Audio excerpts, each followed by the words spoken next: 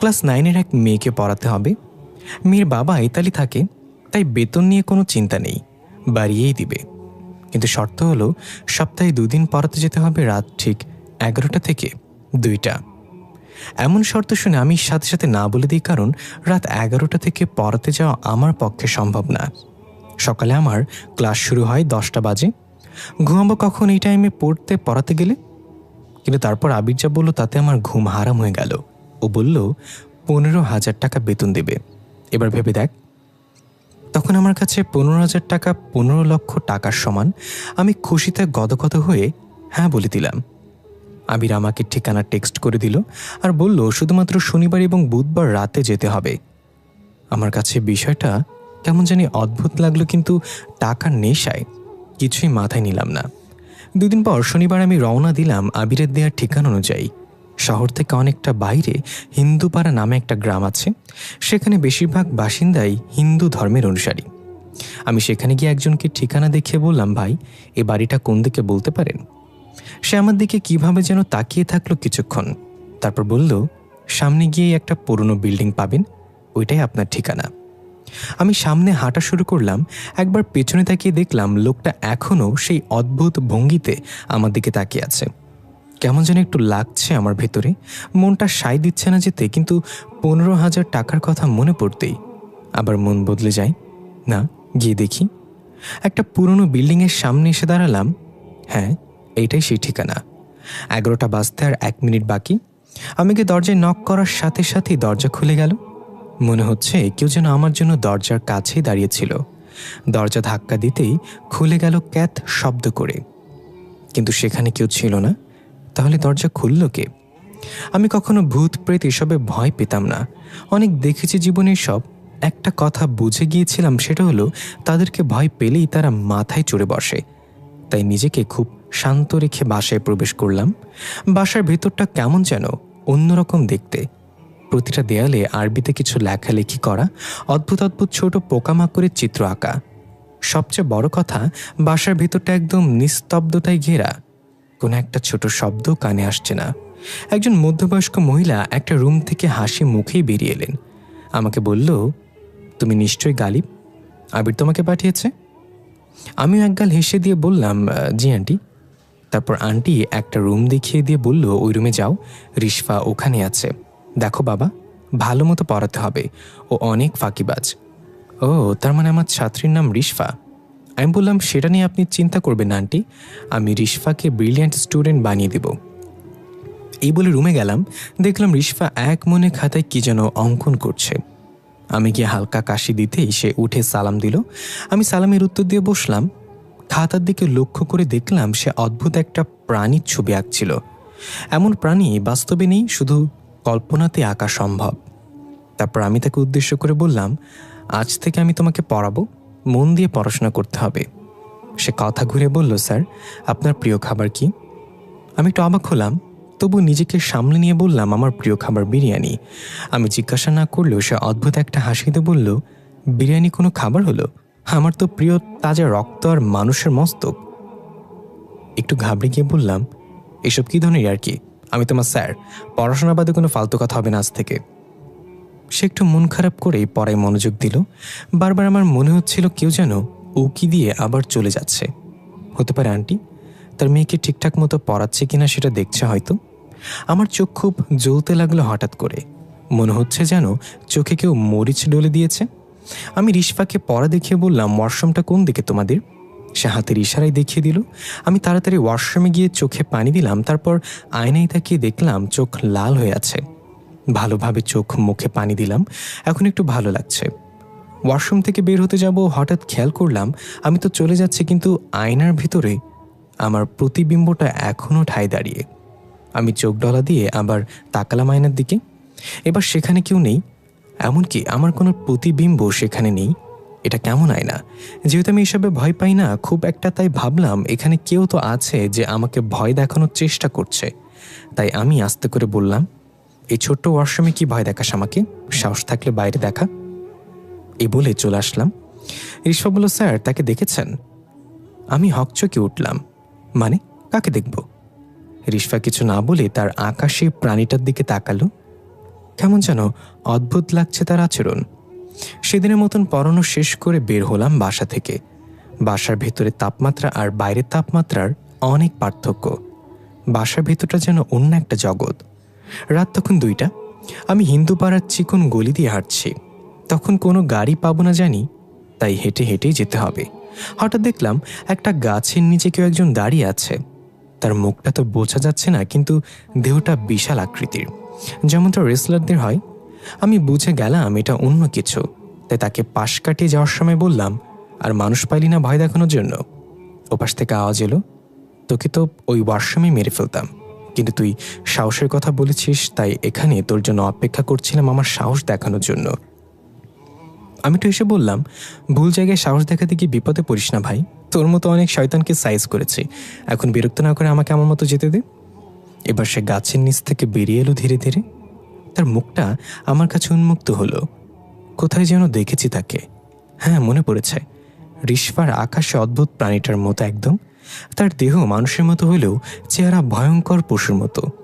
এবার একটু ঘাবড়ে গেলাম। আমি কিছু বলার আগে সে বলল, দেখ তো আমার মতো কাউকে সাইজ করেছিস কিনা এর আগে। মুখে ভয়ঙ্কর একটা হাসি। আমি বললাম, আমাকে মারতে চাইলে এখনই মেরে ফেল, পরের এমন সুযোগ নাও পেতে পারিস। এবার সে একদম আমার সামনে এসে দাঁড়িয়ে জামার ভেতর থেকে তার লোমশ হাতটা বের করে আমার কাঁধে রাখলো। আমার মনে হলো যেন একটা বড় পাথর আমার কাঁধে এসে পড়ল। সে বলল, তোর সাহস দেখে আমি অবাক হয়েছি, তুই প্রথম যাকে আমি ভয় দেখাতে ব্যর্থ, আর এই জন্যই তুই এখনো বেঁচে আছিস। তোকে একটা সুযোগ দিলাম আমি, এরপর থেকে রিশফাকে পড়ানো তো দূরের কথা, এই গ্রামের আশেপাশে যেন তোকে না দেখি। এখন চলে যা সোজা, পেছনে তাকাবি না। এখান থেকে রিশফাদের বিল্ডিংটা স্পষ্ট দেখা যায়।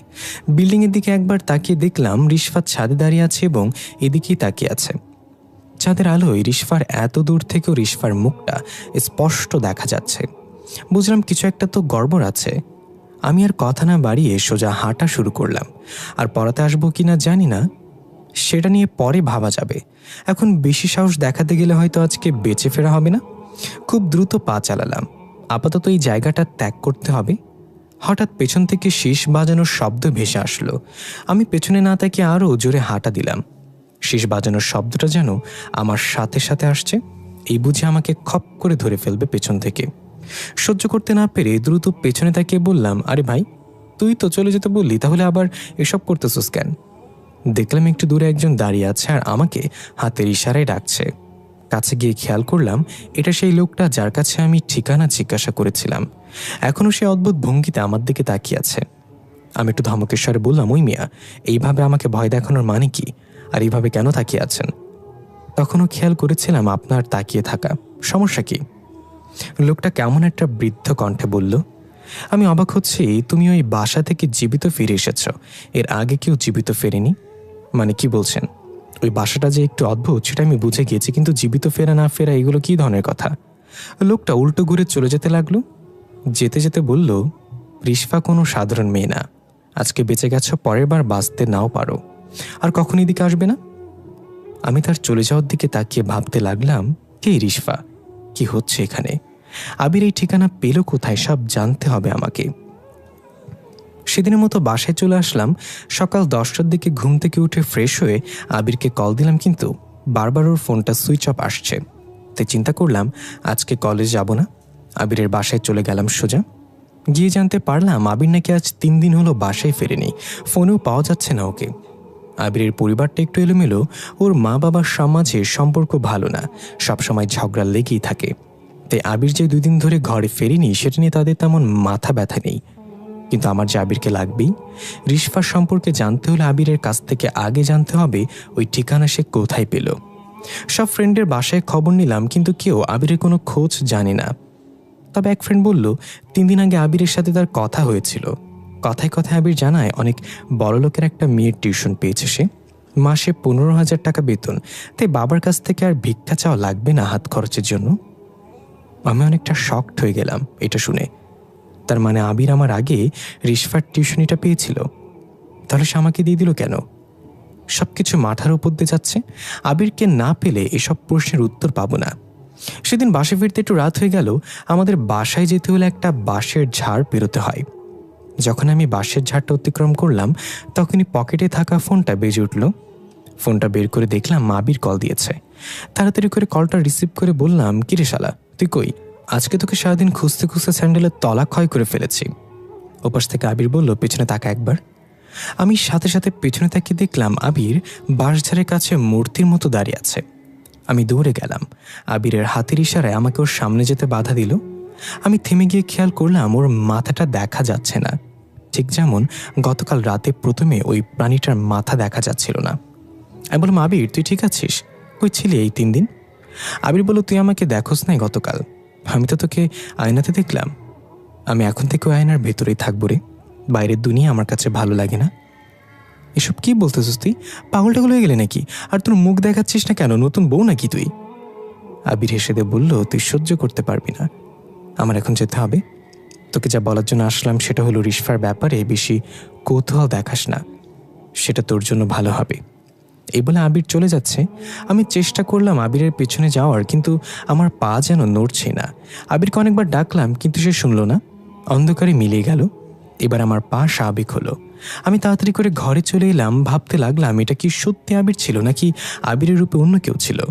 কিছুই মাথায় ঢুকছে না। এইভাবে চিন্তায় চিন্তায় কেটে গেল আরও 3 দিন। বুধবার চলে আসলো। আজকে রিশফাকে পড়াতে যাওয়ার ডেট। আমি কি করব ভাবছি, যাব নাকি যাব না।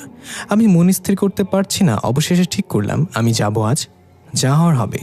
আমি ওকে দেখে নিব কি হয়। মনে সাহস সঞ্চয় করে চলে গেলাম। তখন রাত 10টা 15 মিনিট। রিশফাদের বিল্ডিংয়ের সামনে গিয়ে দাঁড়াতেই ছাদ থেকে বড় একটা ফুলের টব আমার সামনে ধপাস করে পড়ল। আমি পিছিয়ে গেলাম একটু, অল্পের জন্য আমার মাথায় পড়েনি। উপরে তাকাতে দেখি রিশফা একটা কালো রাগান্বিত দৃষ্টিতে আমার দিকে তাকিয়ে আছে। তার খোলা চুলগুলো বাতাসে উঠছে। রিশফার এরকম ভয়ানক রূপ দেখে আমি চমকে গেলাম। কেন যেন আমার গলা দিয়ে একটা শব্দ বের করতে পারছি না। আমি ছাদের দিকে তাকিয়ে রিশফাকে ইশারায় বললাম, তুমি কি আমাকে মেরে ফেলার জন্য ফুলের টপটা ফেললে?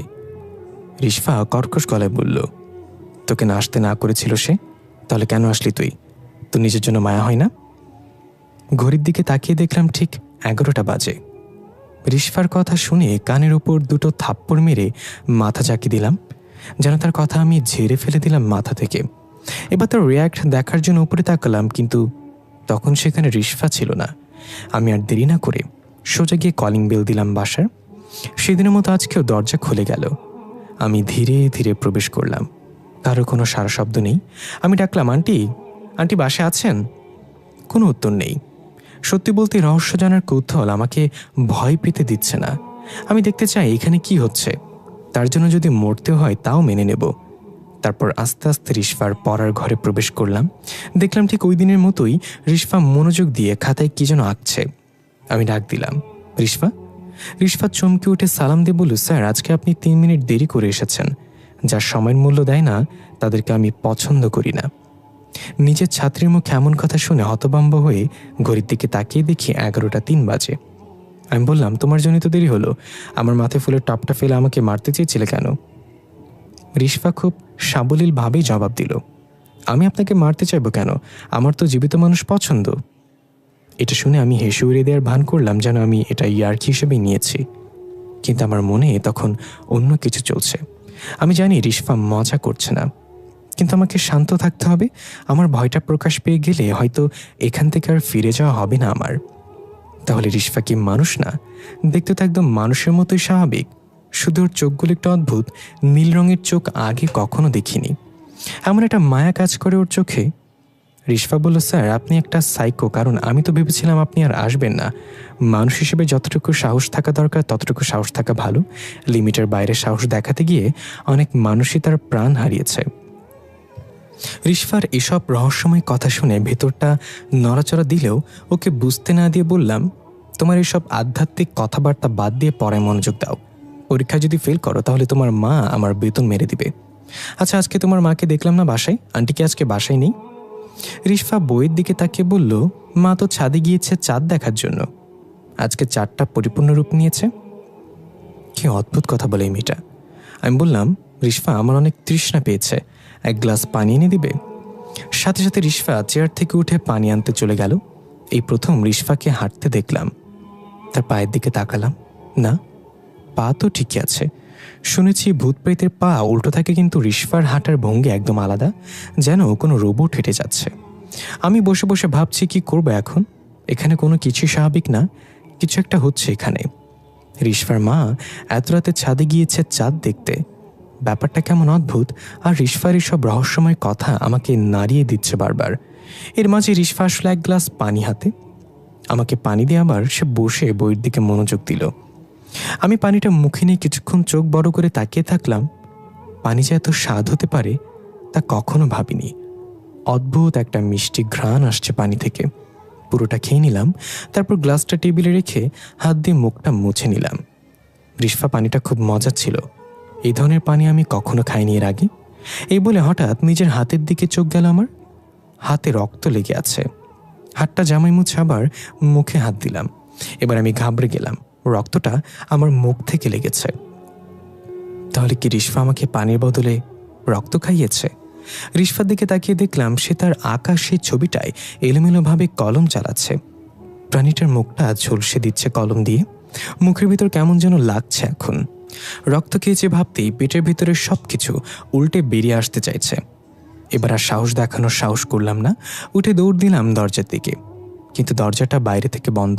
অনেক টানাটানি করলাম, পেছনে তাকিয়ে দেখলাম রিশফা পড়ার রুমে দরজায় দাঁড়িয়ে আছে, একটু নড়াচড়া করছে না। অবশেষে দরজা খুলে গেল। আমি বের হয়ে শরীরের সব শক্তি দিয়ে দৌড়ে সিঁড়ি দিয়ে নিচে নেমে গেলাম, কিন্তু একই আমি আবার সেই রিশফাদের দরজার সামনে। রিশফা এখনও সেখানে ঠায় দাঁড়িয়ে আছে। আমি আবার দৌড়ে নামলাম সিঁড়ি বেয়ে, কিন্তু এবারও ঘুরে ফিরে সেই দরজার সামনেই চলে আসলাম। আমি বুঝে গেলাম এখান থেকে বের হতে দিবে না আজ আমাকে। তা আমি এবার দৌড় দিলাম ছাদের দিকে। মানুষ যতই সাহসী হোক, মৃত্যু চোখের সামনে দেখলে ভয় তাকে পেতেই হবে। ছাদে গিয়ে এদিক ওদিক তাকাতে লাগলাম নিচে নামার মতো কিছু আছে কিনা। হঠাৎ আমার চোখ পড়ল কালো জুব্বা পরা কেউ সেখানে দাঁড়িয়ে আছে, যেখানে রিশফাকে দাঁড়িয়ে থাকতে দেখেছিলাম। কালো জুব্বা বলতে যারা জাদুবিদ্যা চর্চা করে তাদের অন্যরকম এক ধরনের কালো পোশাক থাকে। তখনই আমার মনে পড়ল রিশফা বলেছিল তার মা চাঁদে দেখার জন্য এসেছে। তাহলে এটাই কি রিশফার মা? আমি কাঁপা কাঁপা গলায় ডাক দিলাম, আন্টি। ডাক শুনে সে ধীরে ধীরে আমার দিকে মুখ ঘোরালো। রিশফার মায়ের অন্য এক রূপ। সারা মুখে রক্ত লেগে আছে, গলায় বিভিন্ন মালা ঝুলানো, আর হাতে কঙ্কালের খুলি। রক্তমাখা মুখে উদ্ভট একটা হাসি দিল আমার দিকে তাকিয়ে। আমি জানি যত যাই হোক আমি এই মুহূর্তে জ্ঞান হারাবো না, তাই ইচ্ছে করেই পড়ে গেলাম জ্ঞান হারানোর ভান করে। চোখ বন্ধ করে শুয়ে রইলাম। প্রায় 5 মিনিট হয়ে গেল, কোনো সারা শব্দ নেই। একবার ভাবলাম চোখ খুলে দেখব, আবার ভাবলাম এভাবেই থাকি আর কিছুক্ষণ। হঠাৎ ফিসফিস করে কথা বলার আওয়াজ শুনতে পেলাম। নিশ্চয়ই রিশফা তার মা কথা বলছে। একটু স্পষ্ট করে শোনার জন্য খরগোশের মতো কান খাড়া করে দিলাম। রিশফার মা বলছে, তোকে না বলেছিলাম পরবর্তী অমাবস্যা পর্যন্ত এই ছেলেকে বুঝতে দেয়া যাবে না কিছু? তাহলে এত তাড়াহুড়া করার কারণ কি? রিশফা বলল, আমি কি করব? ও সাহসের পরীক্ষা নিতে গিয়েই তো এত কিছু হয়ে গেল। অন্য সবার চেয়ে ওর সাহস অনেক বেশি। এত সহজ হবে না ওকে আমাবস্যা পর্যন্ত ধরে রাখা। রিশফার মা বলল, ধরে যে রাখতেই হবে, না হলে ডরিয়া আমাদের মেরে ফেলবে। আমি সব কিছু শুনছিলাম কান পেতে, কিন্তু এই ডরিয়াটা আবার কি? শেষে সব কিছু শুনলাম, কিন্তু কিছুই মাথায় ঢুকলো না। তারা মা আমি আসলে কি চায়? কেন তারা আমাকে আমাবস্যা পর্যন্ত জীবিত রাখতে চায়? আর এই ডরিয়াই বা কে যাকে মা মেয়ে ভয় পাচ্ছে? এসব পরও জানা যাবে। এখন নিজেকে বাঁচাতে হবে আমার। ধীরে ধীরে এক চোখ খুলে চারপাশটা একটু দেখার চেষ্টা করলাম। কাউকে দেখলাম না। মা মেয়ে গেল কোথায়? হঠাৎ দেখলাম চিলেকোঠার কাছে 2টা ছায়া দেখা যাচ্ছে। তার মানে তারা ওখানে দাঁড়িয়েই এতক্ষণ এসব বলছিল। এখন ছাদ থেকে লাফ দেওয়া ছাড়া আমার আর কোনো উপায় নেই। 3 তলা থেকে লাফ দিলে অন্তত মরব না, বড় জোর হাত পা ভাঙবে। মনে মনে 1 2 3 বলে উঠে সোজা দৌড় দিলাম ছাদ থেকে ঝাঁপ দেয়ার। প্রায় 2 মিনিট আলুর বস্তার মতো নিচে পড়ে রইলাম। আমার সবকিছু যেন ঝাপসা হয়ে আসছে, মাথাটা ভনভন করে ঘুরছে। একটু স্বাভাবিক হওয়ার পর বুঝতে পারলাম হাত নাড়াতে পারছি না, হয়তো ভেঙে গিয়েছে। কিন্তু এখন আমাকে এই জায়গা থেকে যেতে হবে। অনেক কষ্টে উঠে খুঁড়িয়ে খুঁড়িয়ে দৌড় দিলাম। হঠাৎ একটা দমকা হাওয়া এসে আমাকে দূরে ছিটকে ফেলে দিল। আমার চোখ গেল ছাদের দিকে। রিশফা হাওয়ায় ভেসে আসছে মাথার উপর দিক দিয়ে। চোখের পলকে রিশফা একদম আমার কাছে চলে আসলো। সুচালো দাঁতগুলো বের করে বলল, শুধু শুধু নিজেকে ক্লান্ত করছেন কেন স্যার? আপনি এই গোলকধাঁধা থেকে বের হতে পারবেন না। আমি অনেক কষ্টে উঠে দাঁড়িয়ে সামান্য হাসিতে বললাম, আমাকে তুমি সাইকো বলেছিলে না তখন? সাইকোদের মৃত্যুর ভয় দেখে লাভ নেই, আমি তোমার এই গোলকধাঁধা থেকে বের হয়ে দেখাবো। এটা বলে রিশফার ওই ভয়ানক রূপ উপেক্ষা করে সোজা হাঁটা দিলাম। দেখি আমাকে কে আটকায়। হিন্দুপাড়া অতিক্রম করার সময় মনে হলো কেউ আমার পিছনে পিছু নিয়েছে। আমি স্পষ্ট তার উপস্থিতি টের পাচ্ছি। রিশফা হয়তো আমার পিছু নিয়েছে। আরও জোরে হাঁটা দিলাম। এবার সেই শীষ বাজানোর শব্দটা কানে ভেসে এলো। থমকে দাঁড়ালাম। পেছনে তাকিয়ে দেখলাম সেই লোকটা দাঁড়িয়ে আছে একটা কাপড়ের ব্যাগ হাতে।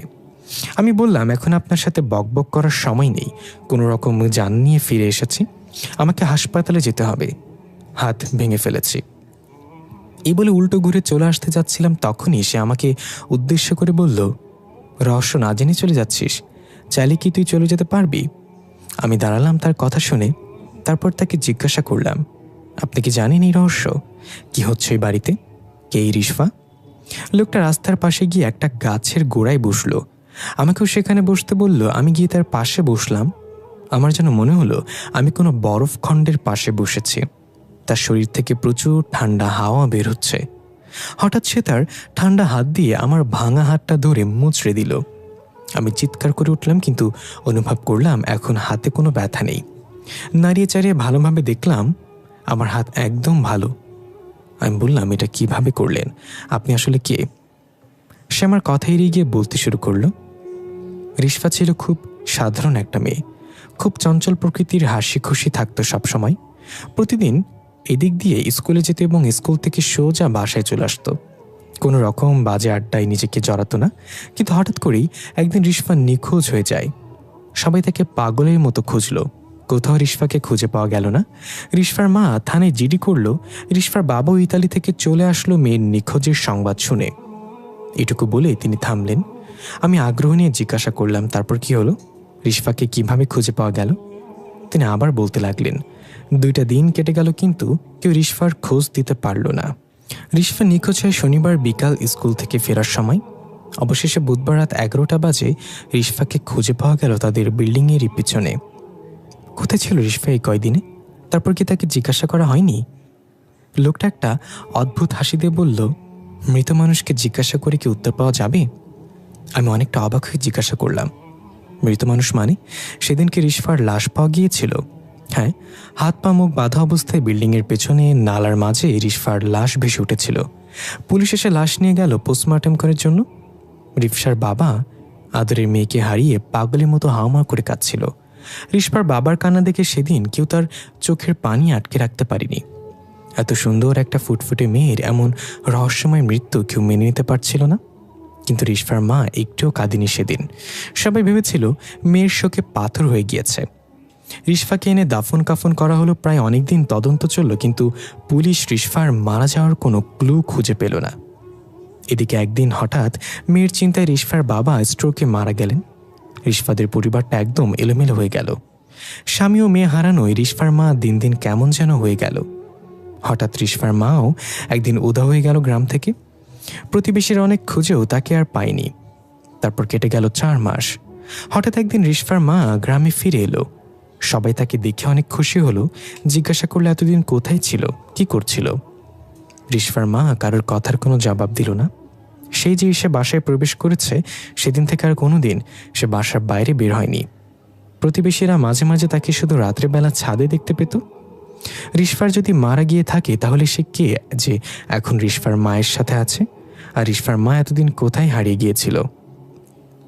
এবার সে আমার কানে কাছে এসে ফিসফিস করে বলল, ব্ল্যাক ম্যাজিক। মানে রিশফার মা রিশফাকে ফিরিয়ে আনতেই এতদিন নিখোঁজ ছিল। সে এমন কারো কাছে গিয়েছিল যে তার মেয়েকে ফিরিয়ে দিতে পারবে। এর বিনিময়ে অবশ্য তাকে একটা ভয়ঙ্কর শর্ত দেওয়া হয়েছিল। রিশফার মা তার মেয়েকে ফিরিয়ে আনতে সবকিছু করার জন্য প্রস্তুত ছিল। শর্তটা ছিল প্রতি অমাবস্যা একজন যুবক বলি দিতে হবে তাকে উদ্দেশ্য করে। আমি বললাম, কাকে উদ্দেশ্য করে? রিশফার মা কার কাছে গিয়েছিল? লোকটা ভয়ঙ্কর একটা হাসি দিয়ে বলল, ডোরিয়া নামের এক ভয়ানক সত্তার কাছে গিয়েছিল সে। ডোরিয়া সাধারণ কেউ নয়, রক্তচোষা পিশাচদের সর্দার সে। এবং রিশফার মা তার সেই শর্তে রাজি হয়েছিল। ডোরিয়া রিশফাকে ফিরিয়ে এনেছে। সেই থেকে প্রতি অমাবস্যাতে একজন করে যুবক ডোরিয়াকে উৎসর্গ করতে হয়।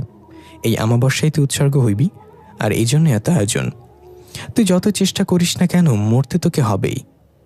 আমি হতাশগ্রস্ত চেহারায় তাকে জিজ্ঞাসা করলাম, রিশফা কিভাবে মারা গিয়েছিল সেদিন, আর আমার কি কোনো পথ নেই এই থেকে বাঁচার? লোকটা আমার হাঁটুতে ভর দিয়ে উঠে দাঁড়িয়ে বলল, অনেক জেনে ফেলেছিস আজকে, বাকিটা না হয় মরার আগেই জানবি। আপনি এত কিছু জানেন কিভাবে? আপনি কে? লোকটা আমার মুখের কাছে এসে ঠান্ডা নিঃশ্বাস ছাড়তে ছাড়তে বলল, আমি ডোরিয়া। আমি যেন হতভম্ব হয়ে গেলাম। চোখ বড় করে শুধু তার মুখের দিকে তাকিয়ে আছি। এরপর অদ্ভুত একটা হাসি দিয়ে আমার চোখের সামনে যে কালো ধোঁয়ার মতো বাতাসে মিশে গেল সে। এখানে সবকিছু যেন আমার বিরুদ্ধে চলছে। আমি মনে মনে ঠিক করেই নিলাম এই থেকে বাঁচার কোনো রাস্তা নেই, কিন্তু এত সহজে হার মানব না আমি, সবাইকে দেখে নিব। হাতে ভর দিয়ে উঠতে যাব এমন সময় হাতটা কাদা মাটির মতো কিছুটা দেবে গেল। হাত বের করে আনলাম। এগুলো কি লেগে আছে আমার হাতে? এতক্ষণে খেয়াল করলাম আমি গাছের গোড়া মনে করে তার সাথে যেখানে বসেছিলাম সেটা আসলে মানুষের মৃতদেহ। আমি তাড়াহুড়া করে সেখান থেকে উঠে গেলাম। খেয়াল করে দেখলাম মৃতদেহটার শরীরে মাথা নেই। অনেকদিন আগে মারা যাওয়ার কারণে পচে গিয়েছে দেহটা, এই জন্যই আমার হাত দেবে গিয়েছিল। খুব খারাপ একটা গন্ধ নাকে ভেসে এলো। মনে হলো যেন আমার ভেতরের সব কিছু উল্টে চলে আসবে বমির সাথে। নাক চেপে সেখান থেকে দৌড় দিলাম। যেভাবেই হোক আমাকে পালাতে হবে। হঠাৎ পেছন থেকে কেউ আমার জামা টেনে ধরে আবার সে পচা লাশের কাছে নিয়ে ফেলল। কোকড়াতে কোকড়াতে আবার উঠে দাঁড়িয়ে বললাম, আমাকে কি এখনই মেরে ফেলবি নাকি? আমার বর্ষা পর্যন্ত অপেক্ষা কর। হঠাৎ আমার নাম ধরে কেউ ডাক দিল, গালিব, তুই চাইলে বাঁচতে পারবি, আমি তোকে ওদের হাত থেকে বাঁচার উপায় বলে দিব। এটা তো আবিরের কণ্ঠ। আবির, কোথায় তুই? সামনে আয় শালা, তুই আমাকে কোথায় নিয়ে ফাঁসিয়ে দিলি রে? ওপাশ থেকে আওয়াজ এলো। আমি বাধ্য ছিলাম এটা করার জন্য, আমাকে ক্ষমা করে দিস। এই দেখ আমি এখানে, আমাকে বের কর এখান থেকে। আমি আবিরের কণ্ঠের উৎস খুঁজতে লাগলাম, কোথা থেকে কথা বলছেও। হঠাৎ চোখ পড়ল একটা কাপড়ের ব্যাগের দিকে। এটা তো সেই ডোরিয়া নামের পিশাচটা নিয়ে এসেছিল। সে কি ব্যাগটা নিতে ভুলে গিয়েছে নাকি ইচ্ছে করেই ফেলে গেছে? আমি গিয়ে ব্যাগটা হাতে নিলাম। ভেতরে ফুটবলের মতো কিছু একটা লাগছে। ব্যাগটা উল্টো করে ঝাঁকি দিতেই একটা মানুষের কাটা মাথা ধপাস করে গড়িয়ে একটু সামনে গিয়ে পড়ল। আমি চমকে উঠলাম, এটা কার মাথা হতে পারে? ধীরে ধীরে গিয়ে এগিয়ে গেলাম। হঠাৎ আবিরের কণ্ঠ, এটা আমার কাটা মাথা গালিব, আর ওখানে যে পচা গলা লাশটা পড়ে আছে সেটা আমার মৃতদেহ। মানে কি বলছিস তুই? তোকে কি তারা মেরে ফেলেছে? এবার আবির আমার সামনে দৃশ্যমান হলো একটা সাদা আলোর মতো। আবির বলল, গত অমাবস্যায় আমি ছিলাম রিশফার শিকার। তোর মতো সাহসী ছিলাম না আমি, তাই আমি এখান থেকে বেঁচে ফিরতে পারিনি। কিন্তু তুই বাঁচতে পারবি চেষ্টা করলে, কারণ তুই একমাত্র যে ওই বিল্ডিং থেকে বের হতে সফল হয়েছিলি। আবিরের মৃত্যুর কথা শুনে কষ্ট লাগলেও খুব রাগ উঠল। তুই আমাকে কেন এর ভেতর টেনে আনলি? আমি ছাড়া কেউ অন্য কাউকে আর পেলি না? আবির বলল, আমি তোকে টেনে আনিনি। রিশফা যাকে ডোরিয়ার উদ্দেশ্যে বলি দেয়, তার পরের বলির জন্য ওই মানুষটার সবচেয়ে কাছের বন্ধুকে টার্গেট করে। আমাকে বলি দেওয়ার পর তুই রিশফার টার্গেটে চলে আসলি, কারণ আমরা সবচেয়ে কাছের বন্ধু তুই। তোর মতো কাছের বন্ধু কপালে ঠাডা পড়ুক, তুই যদি এখন অল্প একটু বেঁচে থাকতি আমি তোকে পুরো মেরে ফেলতাম। যাই হোক, এখন আমাকে বল, রিশফার কাছ থেকে আমি কিভাবে বাঁচতে পারি? শুধু আমি না, আমি চাই এই রিশফার চ্যাপ্টার এখানে ক্লোজ করতে, আর কাউকে যেন সে তার শিকার বানাতে না পারে। এই জন্য যা করা দরকার তাই করব। আবির বলল, রিশফাকে হারাতে হলে তোকে একটা কাজ করতে হবে, কিন্তু এই কাজটা সেদিনই করতে হবে যেদিন রিশফা তোকে বলি দেওয়ার জন্য ডোরিয়ার সামনে হাজির করবে, মানে সেই অমাবস্যা রাতে। আমি প্রশ্নসূচক দৃষ্টিতে তাকালাম আবিরের দিকে। কাজটা হলো সেই ওয়াশরুমের আয়না। ওই আয়নার মাঝে রিশফার আত্মা বন্দী হয়ে আছে। তুই যদি ওই আয়নাটা ভেঙে ফেলতে পারিস এবং ভাঙা যে কোনো একটা টুকরো দিয়ে রিশফার শরীরে আঘাত করতে পারিস, তাহলেই রিশফার আত্মা মুক্ত হয়ে যাবে এবং মানুষ মরার পর যেখানে যায় সেখানে চলে যাবে এই পৃথিবী ছেড়ে। সাথে এই পর্যন্ত যাদেরকে মেরেছে তাদের আত্মা মুক্তি পাবে, আমি সহ। এটা কি সম্ভব? আয়না ভেঙে রিশফার শরীরে আঘাত করতে হবে? এটা কি করে হবে? আমি তো এখনো বেঁচে আছি, তুই তো মরে ভূত হয়ে গিয়েছিস। তুই এটা করে রিশফাকে মুক্ত করছিস না কেন? আবির বলল, আমি পারবো না এটা করতে। এটা শুধু জীবিত মানুষই করতে পারবে, আর মৃত্যুর পর অনেক কাজ চাইলেও করা যায় না। আর আমার বিশ্বাস তুই এটা করতে পারবি, কারণ তোকে এখনো তারা ভয় দেখাতে পারেনি। হ্যাঁ, না পারলে আর কি, মরে ভূতে আবার অন্য কারোর মারার জন্য অপেক্ষা করব। তবে আমি তোর কাছে একটা কথা জানতে চাই, রিশফা কিভাবে মারা গিয়েছিল তুই কি জানিস? প্রতিদিনের মতো সেদিনও রিশফা স্কুল থেকে ফিরছিল। হঠাৎ সে দেখতে পেল তার ক্লাসের 3-4 জন ছেলে পুরনো মন্দিরের পেছনের দিকে যাচ্ছে। রিশফা কৌতূহলবশত চুপি চুপি তাদের অনুসরণ করল। মন্দিরের পেছনের দিকে গিয়ে ছেলেগুলো একটা নির্জন জায়গায় বসল। তারপর একটা ব্যাগ থেকে ইঞ্জেকশন বের করে তার ভিতর কিছু ভরে নিজেদের শরীরে পুশ করছে। এটা দেখে রিশফা বুঝতে পারল ছেলেগুলো ড্রাগ নিচ্ছে। রিশফা সাহস করে তাদের সামনে গেল। রিশফাকে দেখে সবাই চমকে গিয়ে তাড়াতাড়ি সব লুকিয়ে ফেলার চেষ্টা করল। রিশফা বলে, লুকিয়ে লাভ নেই, আমি যা দেখার দেখে ফেলেছি। তোদের লজ্জা করে না এই বয়সে এসব করছিস? আমি কালকে স্কুলে গিয়ে স্যারের কাছে বিচার দেব তোদের নামে। ছেলেগুলো কয়েকবার অনুরোধ করলো রিশফাকে যেন স্যারকে না বলে, কিন্তু রিশফা বলল, আমি বলবই। এই বলে চলে আসছিল এমন সময় তারা রিশফাকে মুখ চেপে ধরে হাত পা বেঁধে ফেলে। রিশফা চিৎকার করতে পারছে না, কারণ একজন তার মুখটাকে শক্ত করে চেপে ধরে রেখেছিল। তারপর রিশফার মুখ হাত বেঁধে পা ফেলল। মুখের ভেতর লতাপাতা ঢুকিয়ে রিশফার স্কার্ফ দিয়েও মুখটা বেঁধে ফেলল। এবার রিশফার দম বন্ধ হয়ে আসতে লাগলো ধীরে ধীরে। তারা রিশফাকে তুলে জঙ্গলের দিকে গিয়ে রিশফাদের বাড়ির পেছনে নিয়ে এসে নালার ভেতরে ফেলে দিল। রিশফা হাজার চেষ্টা করেও সেদিন বাঁচতে পারেনি। তাহলে এই ছিল রিশফার মৃত্যুর রহস্য। যারা ওকে মেরে ফেলল তাদেরকে না মেরে আমাদের মতো সহজ সরল মানুষকে মারছে কেন সে? আবির বলল, তোর কি মনে হয় তারা এখনও বেঁচে আছে? তাদের শরীর টুকরো টুকরো করে রিশফা খেয়ে নিয়েছে। লাশের খোঁজও পায়নি তাদের বাবা মারা। আচ্ছা, সবই বুঝলাম, কিন্তু একটা বিষয় আমার মাথায় ঢুকছে না এখনো। তুই আমার কাছে আসলি এবং আমাকে রিশফার থেকে বাঁচার উপায় বলে দিলি। রিশফার কবলে থেকেও এটা কিভাবে করলি? রিশফা যদি জানে তাহলে কি হবে? আবির হাসি দিয়ে বলল, এটা নিয়ে তোর চিন্তা করার দরকার নেই, কারণ রিশফা আমাকে তোর কাছে পাঠিয়েছে যাতে তুই বাঁচতে পারিস। হ্যাঁ, এটার মানে কি? যে রিশফা আমাকে মারার জন্য এত কিছু করছে সে আবার আমাকে বাঁচাতে চায়? তুই কি ইয়ার্কি করতেছিস আমার সাথে? আবির বলল, আমি ইয়ার্কি করছি না, এখান থেকে পালানোর চিন্তা মাথা থেকে ঝেড়ে ফেল। তুই এখন রিশফাদের বাসায় যাবি, বাকিটা না হয় রিশফার মুখ থেকেই শুনবি। রিশফা তোর জন্য অপেক্ষা করছে। এই বলে আবির ধীরে ধীরে অদৃশ্য হয়ে গেল। আমি ডাকতে লাগলাম, আবির শোন আমার কথা, রিশফা আমাকে কেন বাঁচাতে চায়? উত্তর দিয়ে যা। শালা, অন্তত তোর কাটা মাথা তো নিয়ে যা, এটা এখানে পড়ে থাকবে নাকি? কিন্তু আবির চলে গেল। তাকে দেখলাম না সেখানে কোনো মাথা আছে আর না কোনো পচা মৃতদেহ। আমি গভীর চিন্তায় পড়ে গেলাম, কি করবো এখন? আবিরের কথা মতো রিশফাদের বাসায় ফিরে যাব নাকি এখান থেকে পালিয়ে যাওয়ার চেষ্টা করব? মাথাটা আমার এলোমেলো হয়ে যাচ্ছে। অবশেষে ঠিক করলাম, এতদূর যেহেতু এসে গেছি তাহলে এটার শেষ দেখেই যাই। আমি রিশফাদের বাসায় ফিরে যাওয়ার জন্য মন স্থির করলাম। বিল্ডিংয়ের সামনে দাঁড়িয়ে আছি, ভেতরে যেতে মনটা সায় দিচ্ছে না।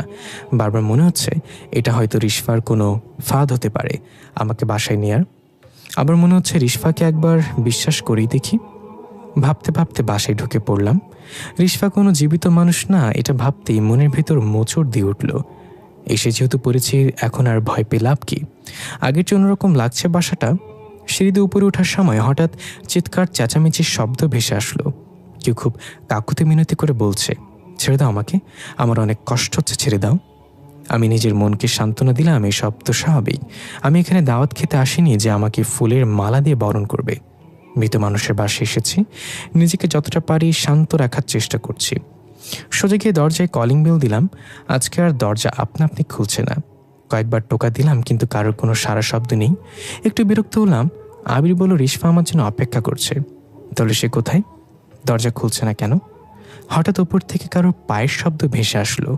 কেউ এদিক ওদিক ছোটাছুটি করছে, তার মানে ছাদে কেউ আছে। আমি আস্তে আস্তে ছাদের দিকে উঠতে লাগলাম। ছাদে গিয়ে চারিদিকে চোখ বুলিয়ে কাউকেই দেখতে পেলাম না। হঠাৎ আমার কানের কাছে কেউ ফিসফিস করে বলল, মরার জন্য চলে এসেছিস? আমি সাথে সাথে পেছনে তাকালাম, কেউ নেই সেখানে।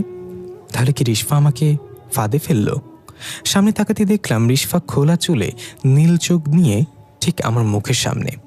আমি হঠাৎইভাবে রিশফাকে দেখে চমকে পেছনে গিয়ে ধপাস করে পড়ে গেলাম। রিশফা তার সুচালো দাঁত বের করে ভয়ঙ্কর একটা হাসি দিল। আমি নিজেকে সামলে উঠে শরীর থেকে ময়লা ঝাড়তে ঝাড়তে বললাম, বাঁচার জন্য আসতে বলেছ নাকি মরার জন্য? এভাবে কেউ আপ্যায়ন করে নাকি? এবার রিশফা তার স্বাভাবিক অবস্থায় ফিরে আসলো। তারপর ছাদের এক কোণে গিয়ে বসলো। আমিও তার পাশে দূরত্ব বজায় রেখে বসলাম। কারোর মুখে কোনো কথা নেই। তারপর রিশফা বলল, স্যার জানেন, এভাবে থাকতে আমার অনেক কষ্ট হয়।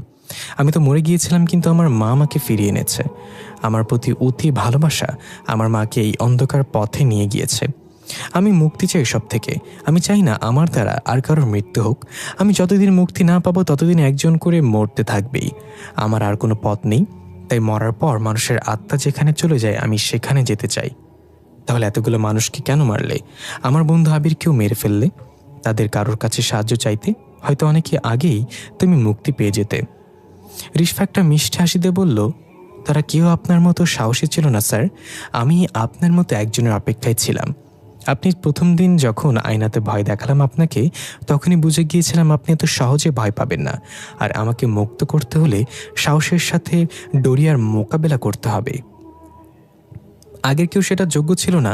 আমি তাদেরকে মারিনি, তাদেরকে ভয়ে তাদেরকে মেরে ফেলেছে। হ্যাঁ, বুঝলাম। আমি তোমাকে মুক্ত করতে পারবো কিনা জানি না, তবে আমি আমার সর্বোচ্চ চেষ্টা করব। যদি না পারি তাহলে কি হবে? রিশফা বলল, তাহলে আর কি হবে? আপনাকে মারতে আমার খুব খারাপ লাগবে, কিন্তু মারতে হবেই। তারপর আবার আপনার মতো কারোর জন্য অপেক্ষা। এর মাঝে হয়তো আরও অনেকের প্রাণ যাবে। আমি বিড়বিড় করে বললাম, শালা আমার তো কোনো অপশনই নেই। তার মানে আমার বেঁচে থাকার অল্প একটু চান্স আছে। কি আত্মা ফাত্তার খপ্পরে পড়ে এখন জীবনটাই দিতে হবে? ঋষভ বলল, সত্যি আপনার কোনো অপশন নেই। কি করতে হবে সেটা আপনার বন্ধু আপনাকে বুঝিয়ে দিয়েছে নিশ্চয়ই। আমাবস্যা আসতে আর মাত্র 2 দিন। এই 2 দিন আপনি এখানে থাকবেন আমার বন্দী হয়ে। কেউ যেন বুঝতে না পারে আপনি ইচ্ছে করে বন্দী হয়ে আছেন। এমনকি আমার মাও যেন এসব না জানে। সে জানলে এটা হতে দেবে না, কারণ আমাকে দ্বিতীয়বার হারাতে চাইবে না সে। যথাজ্ঞা মহারানী। আচ্ছা, তুমি যে ডোরিয়ার উদ্দেশ্য বলি দাও, সেটা কি এই ঘায়ে এক ঘায়ে গর্দান থেকে আলাদা করে ফেলো? আমি যদি ব্যর্থ হই তাহলে তো আমার সাথে এমনটা করবা, তাই না? রিশফা বলল, হ্যাঁ ঠিক তাই। বড় একটা তলব দিয়ে আপনার শরীর থেকে মাথাটা আলাদা করে ফেলবো। আমি তো এখনই আপনার শরীরে মাথাটা দেখতে পাচ্ছি না। হাসতে হাসতে বলল রিশফা। আমি বললাম, আর কি করবা না একদম? আমার এদিকে ফাটছাট তুমি হাসতেছো। আচ্ছা, মাথা কাটা ছাড়া অন্য কোনো সহজ পদ্ধতি নেই মারার? মাথা কেটে ফেললে তো অনেক কষ্ট হবে। রিশফা বলল, আছে তো। আপনার জন্য একদম সহজ মৃত্যু। আপনার 2 পা ধরে 2 দিক ধরে টান দিয়ে ছিঁড়ে ফেললে আপনার কষ্ট কম হবে হয়তো। এর চেয়ে সহজ মৃত্যু আমার জানা নেই। না থাক, মাথা কেটে ফেললেই ভালো হবে, দ্বিতীয়টা বেশি কষ্ট হবে। রিশফা খুব সুন্দর মায়াবী হাসিতে বলল, তেমন কিছুই হবে না। আমার বিশ্বাস আপনি পারবেন এটা করতে। আজকাল রিশফার চেহারায় ভয়ানক ভাবটা নেই। খুব মায়াবী লাগছে চাঁদের আলোতে। দেখলে বোঝা যায় না এই মেয়েটা মারা গিয়েছে। যদি আমি রিশফাকে মুক্ত করতে পারি তাহলে মরার পর ভূতের সাথে প্রেম করব। 2 দিন কেটে গেল। আমাকে একটা অন্ধকার রুমে বন্দি করে রাখা হয়েছে। এই 2 দিন আমার খাবার দাবার যত্নের কোনো কমতি ছিল না, কারণ বলি দিতে হলে সুস্থ সবল তরতাজা মানুষ লাগে। আমাকে সেভাবেই তৈরি করা হলো। এই 2 দিনে রিশফা একবারও আসেনি এখানে। মেয়েটা কোথায় গেল কে জানে। হঠাৎ রুমের দরজাটা খুলে গেল। রিশফার মা সে কালো জাদুবিদ্যার পোশাকে রুমে প্রবেশ করলো। আমাকে বলল, চলো তোমার জন্য একটা সারপ্রাইজ আছে। আমি মনে মনে বললাম, আপনি যে কী সারপ্রাইজের জন্য নিয়ে যাচ্ছেন আমাকে, সেটা আমি ভালো করে জানি। কিন্তু সারপ্রাইজ পাওয়ার আগে আমাকে বাথরুমে গিয়ে আয়নাটা ভেঙে তার টুকরো সাথে নিয়ে নিতে হবে। রিশফা হয়তো সেখানে অপেক্ষা করছে। আমি পেটে হাত দিয়ে কুজো হয়ে বললাম, আন্টি আমার একটু যেতে হবে, খুব চাপ দিয়েছে। এই অবস্থায় সারপ্রাইজটা খুব একটা ভালো হবে না। আন্টি হাসিতে বলল, যাও যাও, তাড়াতাড়ি পেট পরিষ্কার করে এসো, আমি কিছুক্ষণ পর আসছি। আমি পেটে চাপ দিয়ে দৌড় দিলাম ওয়াশরুমের দিকে। এমন অভিনয় করলাম যেন আরেকটু হলেই আমার কাপড় খারাপ হয়ে যেত।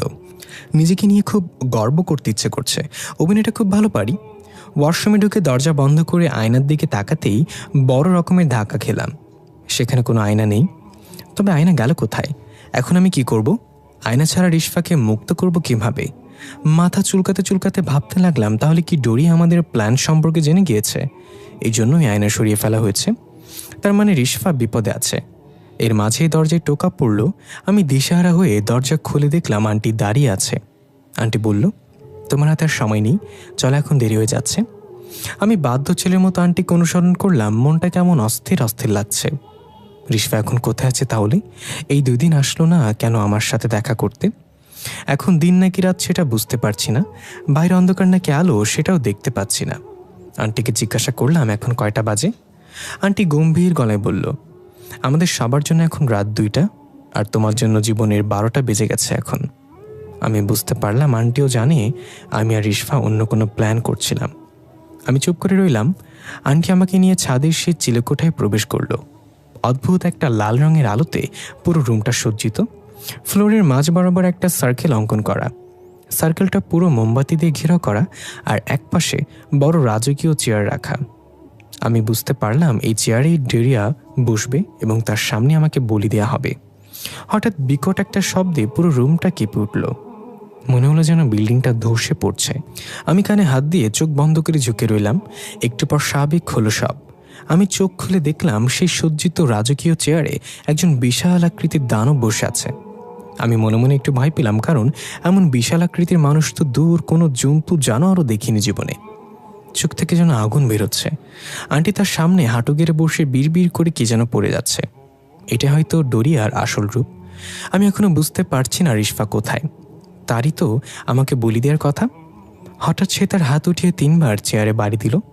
আন্টির সাথে সাথে উঠে গিয়ে রুমের এক কোণে থেকে একটা মোটা গাছের খাড়ি নিয়ে আসলো। গাছের খাড়িটা তার সামনে রেখে আমাকে ধরে নিয়ে বসিয়ে দিল সেখানে। ডোরিয়া ঝাঁঝালো কণ্ঠে বলল, তোর ভয় পাওয়ার কোনো কারণ নেই। তুই এমন একজনের কাছে নিজেকে উৎসর্গ করেছিস যে তোকে মুক্তি দিবে। তুই আর রিশফা মিলে যে ফোন দিয়ে এঁটেছিলি সেটা আমি জানতে পারবো না কিভাবে ভাবলি। আমি সব কিছু সম্পর্কে অবগত আছি, তাই আয়নাটা খুলে রিশফার মাকে লুকিয়ে রাখতে বলেছিলাম। তোদের মতো সাধারণ মানুষেরা আমাকে কখনো ধোঁকা দিতে পারবি না। আমি বললাম, আমি তোর উদ্দেশ্য নিজের ইচ্ছাতে উৎসর্গ হচ্ছি না, আর আমি তোর কাছে মুক্তিও চাই না। এখন যা হচ্ছে তা আমার ইচ্ছার বিরুদ্ধে হচ্ছে। ডোরিয়া বলল, এখানে শুধু আমার হুকুম চলে, তোর কোনো ইচ্ছার মূল্য নেই এখানে। এরপর চেয়ারের পেছন থেকে একটা ধারালো তরবারি বের করে রিশফার মায়ের দিকে এগিয়ে দিয়ে ডোরিয়া বলল, সময় হয়েছে, আমি রক্তের গন্ধ পাচ্ছি। রিশফার মা হাঁটু গেড়ে বসে তরবারিটা নিয়ে এসে আমার মাথাটা গাছের খাড়ির সাথে লাগিয়ে দিল। আমি চিৎকার করে উঠে বললাম, আমাকে যেহেতু মেরেই ফেলবি, তাহলে আমার একটা শেষ ইচ্ছে পূরণ কর। অপূর্ণ ইচ্ছে নিয়ে মরে গেলে আমার আত্মা শান্তি পাবে না। ডোরিয়া বলল, ঠিক আছে, বল তো শেষ ইচ্ছাটা কি? আমি তোর ইচ্ছা পূরণ করব। আমি মরার আগে একবার রিশফার মুখোমুখি হতে চাই, তার কাছে ক্ষমা চেয়ে নিতে চাই। আমি তাকে মুক্ত করতে পারলাম না, এটাই হচ্ছে আমার অপূর্ণ একটা ইচ্ছা। এটা পূরণ হলে আমি শান্তি পাব। ডোরিয়া বলল, রিশফাকে লোহার শিকলে বন্দি করে রাখা হয়েছে। আমার অজান্ত এমন একটা কাজ করার সাহস পায় কি করে? তাই ওর সাথে দেখা করা সম্ভব না। অন্য কোনো ইচ্ছা থাকলে বল। আমি ডোরিয়াকে ভরকে দেওয়ার জন্য বললাম, আমি তো ভেবেছিলাম তুই সব কিছু করতে পারোস, সামান্য একটা ইচ্ছা পূরণ করতে পারলি না। তোর কাছে আর অন্য ইচ্ছার কথা বলে লাভ নেই। নে আমার মাথাটা কেটে ফেল, দেরি করিস না। ডোরিয়া খুব রেগে বলল, গর্গর শব্দ করে বলল, আমি ডোরিয়া, আমি যা খুশি তা করতে পারি। ঠিক আছে, তোর ইচ্ছা পূরণ করা হবে। রিশফাকে এখানে নিয়ে আসছি। রিশফার মা বলল, না ডোরিয়া, এটা করবেন না, ওর অন্য কোনো প্ল্যান থাকতে পারে। ডোরিয়া বলল, আয়না তো তোর কাছে, আয়না ছাড়া অন্য কোনো প্ল্যানই কাজে আসবে না আজকে। এই বলে ডোরিয়া হাতের ইশারায় ওপর থেকে রিশফাকে নিচে ফেলল। রিশফা পায়ে শিকল দিয়ে বাঁধা, চেহারাটা কেমন মলিন হয়ে গেছে, নীল রঙের চোখগুলো গর্তে চলে গেছে। আমি ধীরে ধীরে রিশফার কাছে গেলাম। রিশফা আমার মুখের দিকে তাকিয়ে শুকনো একটা হাসি দিয়ে বলল, আপনার প্রতি আমার কোনো অভিযোগ নেই স্যার, আপনি আপনার চেষ্টা করেছেন। আমি বললাম, ছোটবেলা থেকে কখনো হাঁটতে শিখিনি। আমার বাবাকে দেখতাম নেশা করে এসে প্রতিদিন আমার মাকে মারধর করত। এসব দেখতে দেখতে নিজেকে পাথরের মতো তৈরি করেছে। মাকেও কথা দিয়েছিলাম আমি তাকে বাবা নামক জানোয়ার থেকে রক্ষা করব একদিন। আমি আমার কথা রেখেছিলাম, নিজ হাতে বাবাকে কেটে টুকরো টুকরো করেছে। আজ পর্যন্ত এই সত্য আমার মা ছাড়া কেউ জানে না, তাই কাউকেই এমন কথা দেই না যেটা আমি রাখতে পারবো না। আমি তোমাকে মুক্ত করব বলেছিলাম, আমি আমার কথা রাখবো। রিশফা অবাক চোখে আমার দিকে তাকিয়ে আছে। ডোরিয়া বলল, কাউকে মিথ্যা সান্ত্বনা দিস না। তুই রিশফাকে দেয়া কথা রাখতে পারবি না, কারণ তোর কাছে আয়না নেই। এবার অনেক হয়েছে, তোর সময় শেষ, তৈরি হয়ে নে মরার জন্য। আমি বললাম, আরে কাকা একটু দাঁড়াও না। আমার মা আমাকে সবসময় একটা কথা বলতো, বিজয়ের উল্লাস খুব তাড়াতাড়ি করতে নেই। এখন আমি হেরে যাইনি। কে বলেছে আমার কাছে আয়না নেই? জামার ভিতর থেকে আয়নার ছোট্ট একটা ভাঙা টুকরো বের করে সোজা রিশফার গলায় চালিয়ে দিলাম।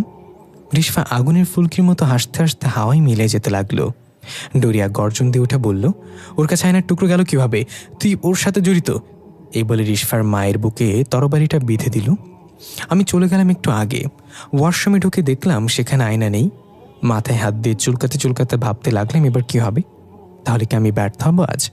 এর মাঝে দরজায় টোকা পড়ল। আমি দিশাহারা হয়ে দরজা খুলতে যাব এমন সময় চোখ পড়ল যেখান থেকে আয়নাটা খোলা হয়েছিল সেখানে এক কোণে ছোট একটা টুকরো ভেঙে রয়েছে। আমি যেন দেহে প্রাণ ফিরে পেলাম। শয়তান একটা হাসি দিয়ে আয়নার টুকরোটা নিয়ে জামার ভেতর ঢুকিয়ে ওয়াশরুম থেকে বের হলাম। ডোরিয়া ক্ষুধার্ত বাঘের ন্যায় গড়গড় করতে করতে বলল, তুই আজকে জিতে গেলি, কিন্তু আমি তোকে ছাড়বো না, আমি আবার ফিরে আসবো। এটা বলতে বলতে ডোরিয়া কালো ধোঁয়ার মতো বাতাসে মিশে গেল। রিশফা এখন হাসছে, ওর চোখে মুখে খুশির ঝলক স্পষ্ট দেখা যাচ্ছে। আমি হাত নাড়িয়ে রিশফাকে বিদায় দিলাম। খুব ইচ্ছে করছিল রিশফাকে ধরে রেখে দেই নিজের কাছে, কিন্তু এটা তো সম্ভব না। রিশফা চলে গেলে মনটা একটু খারাপ হলো, কিন্তু এটা ভেবে ভালো লাগছে যে আর কেউ এই নোংরা বলির পাঠা হবে না আজ থেকে। এই বিল্ডিং আজ থেকে অভিশাপ মুক্ত। কিন্তু একটা কথা মাথায় ঢুকছে না এখনো, ডোরিয়া তো চাইলে এখনই আমাকে মেরে ফেলতে পারত, তাহলে মারল না কেন? প্রশ্নটা থেকে যাচ্ছে। তারপর কেটে গেল প্রায় 2 মাস। নতুন 2টা টিউশনি পেয়েছি, তারা জীবিত মানুষ। সবাই যে মৃত হবে এমন তো কোনো কথা না। খুব ভালোভাবেই কাটছিল দিনগুলো। রিশফার কথা মাঝে মাঝে মনে পড়ে। হঠাৎ একদিন আমার ফোনে অচেনা একটা নাম্বার থেকে কল আসে। আমি ব্যস্ত থাকায় ফোনটা কেটে দিলাম। আবার কল আসলো। এবার রিসিভ করে জিজ্ঞাসা করলাম, কে? স্যার, আমি রিশফা, আমাকে বাঁচান। কোচিং থেকে বের হয়ে সোজা হোস্টেলে রওনা দিলাম। মাত্র 5 মিনিটের দূরত্ব, তাই হেলে দুলে হাঁটতে লাগলাম কানে হেডফোন লাগিয়ে। তখন প্রায় সন্ধ্যা ঘনিয়ে এসেছে। হঠাৎ মনে হলো কেউ আমাকে ফলো করছে। ঘুরে পেছনে তাকিয়ে দেখলাম একটা ছেলে কিছুটা দূরে দাঁড়িয়ে আছে। আমি পাত্তা না দিয়ে আবার হাঁটা দিলাম। ছেলেটা আবার আমার পিছু নিল। আমি থেমে গেলাম। ছেলেটা থেমে গেল। এবার মনে একটু খটকা লাগলো। আমি কান থেকে হেডফোনটা খুলে ব্যাগে রেখে ছেলেটাকে হাতের ইশারায় ডাক দিলাম। সাথে সাথে সে আমার দিকে এগিয়ে আসতে লাগলো। ছেলেটা আসুক, এর মাঝে আমি আমার পরিচয় দিয়ে দিই। আমি রিশফা, ইন্টার ফার্স্ট ইয়ারের ছাত্রী। মা মারা যাবার পর বাবা আমার বিয়ে করে। সৎ মায়ের অত্যাচারে বাসা ছাড়তে বাধ্য হই। এখন হোস্টেলে থেকে পড়াশোনা চালিয়ে যাচ্ছি। বাবা মাঝে মাঝে এসে খোঁজ খবর নিয়ে যায় আর টাকা দিয়ে যায়। জীবন নিয়ে আমার তেমন কোনো অভিযোগ নেই। আমরা চাইলেও নিজেদের ভাগ্য পরিবর্তন করতে পারবো না, তাই যা হবে তা মেনে নিয়ে সামনে এগিয়ে যাওয়াই বুদ্ধির পরিচয়। ছেলেটা আসলো আমার কাছে। আমি জিজ্ঞাসা করলাম, কি সমস্যা, আপনি কি আমাকে ফলো করছেন? ছেলেটা আমতা আমতা করে জবাব দিল, না মানে অনেকদিন ধরেই আপনাকে ফলো করছি আমি। খুব ভালো লাগে আপনাকে, কিন্তু কখনো সামনে আসা সাহস হয়নি। আজ কিভাবে যেন চলে আসলাম, প্লিজ রাগ করবেন না। খেয়াল করলাম ছেলেটা রীতিমতো কাঁপছে আর ঘামে ভিজে যাচ্ছে। বুঝলাম বেচারা খুব নার্ভাস। তাই ভাবলাম একটু মজা নিয়ে যাক ছেলেটার সাথে। দেখতে শুনতে ভালোই, তবু একটু বাজিয়ে দেখি। আমি বললাম, এত ভয় নিয়ে প্রেমে পড়ার সাহস হলো কীভাবে আপনার? আপনি জানেন আমার সাথে 2টা ভয়ঙ্কর জিন আছে। তারা ছোটবেলা থেকে আমার সাথে আছে। আমাকে কেউ বিরক্ত করলে তারা খুব রাগ করে। এর আগেও কয়েকটা ছেলে আমাকে প্রেমের প্রস্তাব দিয়েছিল। তারপর দিন ওই ছেলেগুলোর লাশ নদীতে ভেসে উঠেছিল। আমার সাথে জিনরা তাদেরকে মেরে ফেলেছে। এখন আপনি যদি মরতে চান তাহলে আমি আপনার সাথে প্রেম করতে রাজি আছি। ছেলেটা একটু ঘাবড়ে গিয়ে বললে, এগুলো আপনি মজা করছেন তাই না? আমি যেন আপনাকে আর ফলো না করি সেই জন্য আমাকে ভয় দেখাচ্ছেন? আমি একটু রাগি রাগি ভঙ্গিতে বললাম, ওই মিয়া, আপনি কি আমার বিয়াই লাগেন? মজা করবো কেন? বললাম যে আমার সাথে প্রেম করলে মরতে হবে। এই মুহূর্তে আমি দেখতে পাচ্ছি জিন দুজন আপনার পিছনে ঘোরাফেরা করছে। আমি ইশারা দেওয়ার সাথে সাথে আপনার ঘাড় মটকে ফেলবে। ইশারা দেব নাকি বলেন? দিলাম কিন্তু। ছেলেটা কোনো মতে স্যান্ডেল হাতে নিয়ে উদুম দৌড়। আফা মাফ করে দেন বলে পেছনে ফিরে তাকানোর সময় নেই। আমি হাসতে হাসতে গড়াগড়ি খাওয়ার মতো অবস্থা। হঠাৎ একটা ঠান্ডা বাতাস এসে আমার পুরো শরীর শীতল করে দিল। মনে হলো যেন আমার শরীরে কেউ বরফ ঢেলে দিয়েছে। এরপর আমি যখন সামনে যেতে চাইলাম ঠিক তখন একটা কালো বিড়াল আমার সামনে দিয়ে খুব দ্রুত রাস্তার এপাশ থেকে ওপাশে চলে গেল। আমি একটু ভয় পেলাম। বিড়ালটা রাস্তার পাশে একটা ঝোপের ভিতরে গিয়ে কেমন এক অদ্ভুত আওয়াজে ডাকতে লাগলো। মনে হচ্ছে যেন কোনো ছোট বাচ্চা কান্না করছে। আমি যখন থেকে বুঝতে শিখেছি তখন থেকে সৎমায়ের অত্যাচার সহ্য করতে করতে একরকম পাথরের মতো হয়ে গিয়েছি। সে সবসময় আমার মৃত্যু কামনা করত। আমি মরলেই নাকি তার সংসারে সুখ শান্তি ফিরে আসবে। এসব শুনতে শুনতে আমার মনে ভয় ডর কিছুই লাগে না। আর ভূতপ্রেত এসব বলতে কিছুই নেই। এগুলো শুধু মানুষের মনে কল্পনা করা একটা অন্য জগৎ। বাস্তবে এই জগতে কোনো অস্তিত্ব নেই। তারপর হোস্টেলে ফিরে আসলাম। আমরা এক রুমে 4 জন থাকি। বাকি 3 জন আমার সিনিয়র, তাই তাদের সাথে তেমন মিশি না। আমার মতো আমি থাকি। আর একাকিত্ব আমার খুব পছন্দ।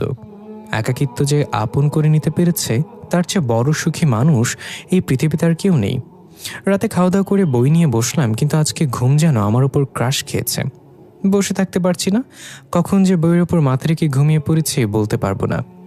আমি একটা ফাঁকা মাঠে দাঁড়িয়ে আছি, দূর দূরান্ত পর্যন্ত একটা গাছপালাও নেই।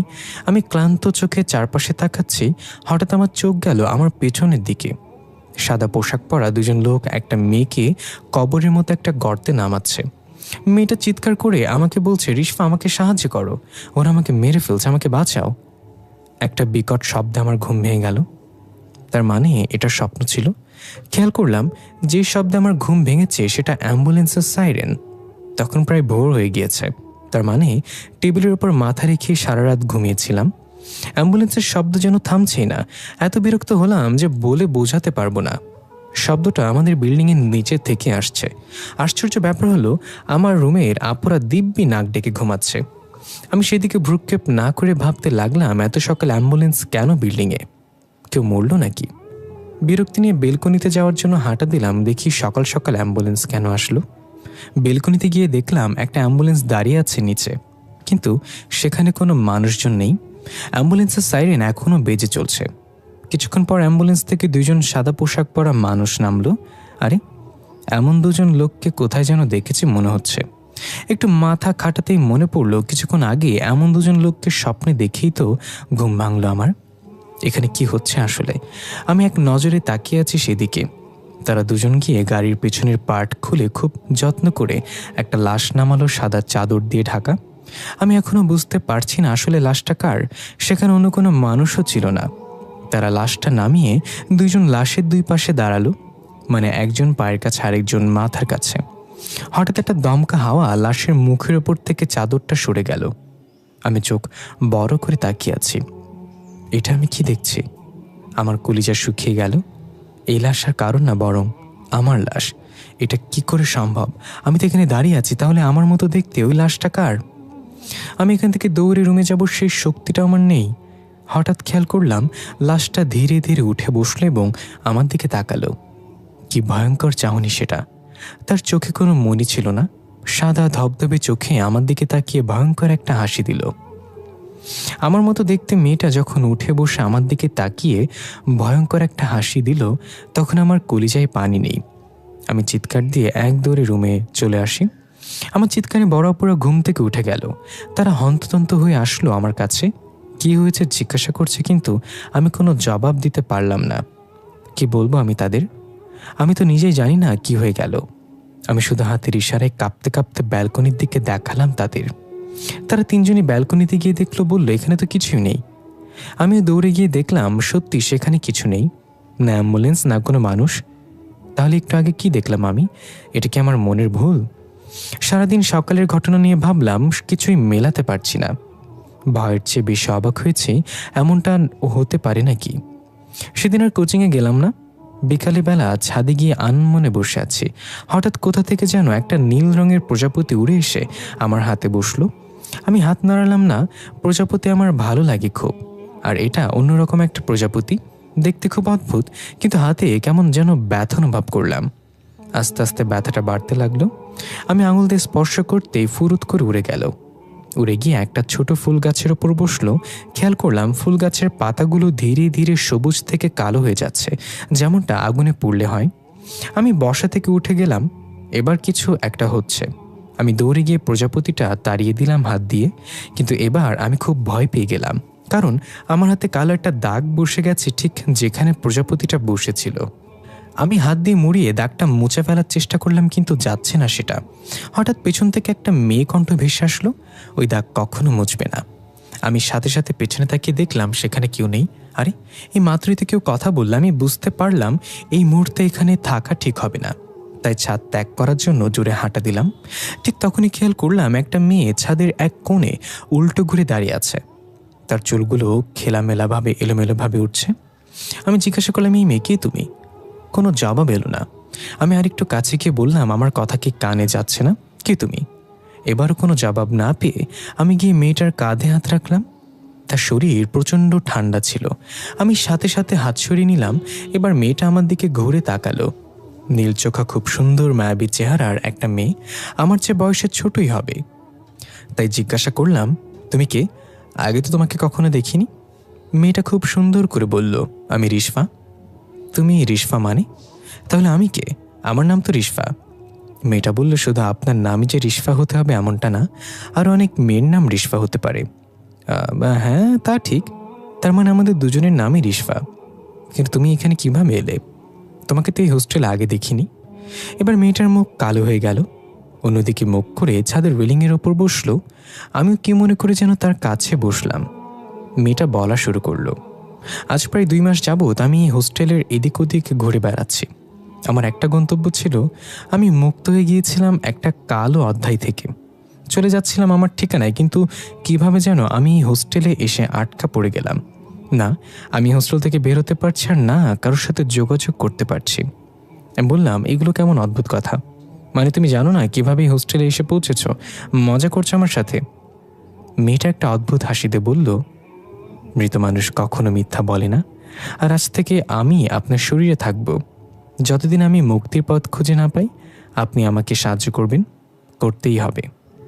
এবার মেয়েটার মাঝে কেমন যেন একটা ভয়ানক অনুভূতি লক্ষ্য করলাম। তবে আমি বললাম, অনেক হয়েছে তোমার এসব ফালতু কথা। কোথা থেকে এসছো সত্যি করে বলো, না হলে আমি সুপারভাইজারকে জানাবো। মেয়েটা বলল, আপনি আমার কথা বিশ্বাস করেননি তাই না? তাহলে দেখেন। এই বলে মেয়েটা ছাদের রেলিং থেকে কাত হয়ে নিজেকে ফেলে দিল। আমি ধরতে গিয়ে পারলাম না। মনে হলো যেন সে একটা আলো। আমার হাত ভেদ করে পড়ে গেল। চোখের সামনে 3 তলা ছাদ থেকে মেয়েটা পড়ে গেল।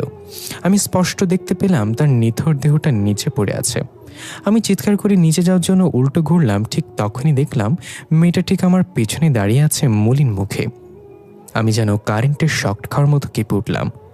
যে মানুষটা আমার চোখের সামনে ছাদ থেকে পড়ে গেল, সে মানুষটা আমার সামনে আবার কিভাবে এলো? আমি আবার নিচে তাকিয়ে দেখলাম সেখানে মেয়েটার দেহ পড়েছিল না। এমনকি নিচে দিয়ে কত মানুষ হাঁটাচলা করছে, তারা কেউ এটা নিয়ে কিছুই করছে না। তার মানে মেয়েটা যা বলেছে সত্যি বলেছে, সে মানুষ না কোনো। মেয়েটা আমার সামনে ঠায় দাঁড়িয়ে আছে। আমাকে ভীত দেখে মেয়েটা বলল, আপনি ভয় পাবেন না, আমি আপনার কোনো ক্ষতি করব না। আমি তখন প্রজাপতি হয়ে বসে আপনার হাতে আমার চিহ্ন এঁকে দিয়েছি। আপনি চাইলেও আমাকে আমার থেকে দূরে থাকতে পারবেন না।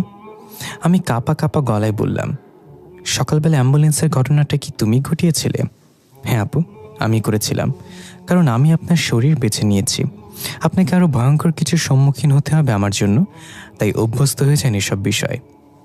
আমি বললাম, আচ্ছা আমার কাছে তুমি কি চাও? কেন আমার শরীর বেছে নিলে? শুধুমাত্র নামের মিল থাকার, নাকি অন্য কোনো কিছুর কারণ আছে? আস্তে আস্তে সব জানতে পারবেন আপু। এখন আমি যা বলি তা করবেন, আর এসব বিষয়ে কারোর সাথে শেয়ার করবেন না।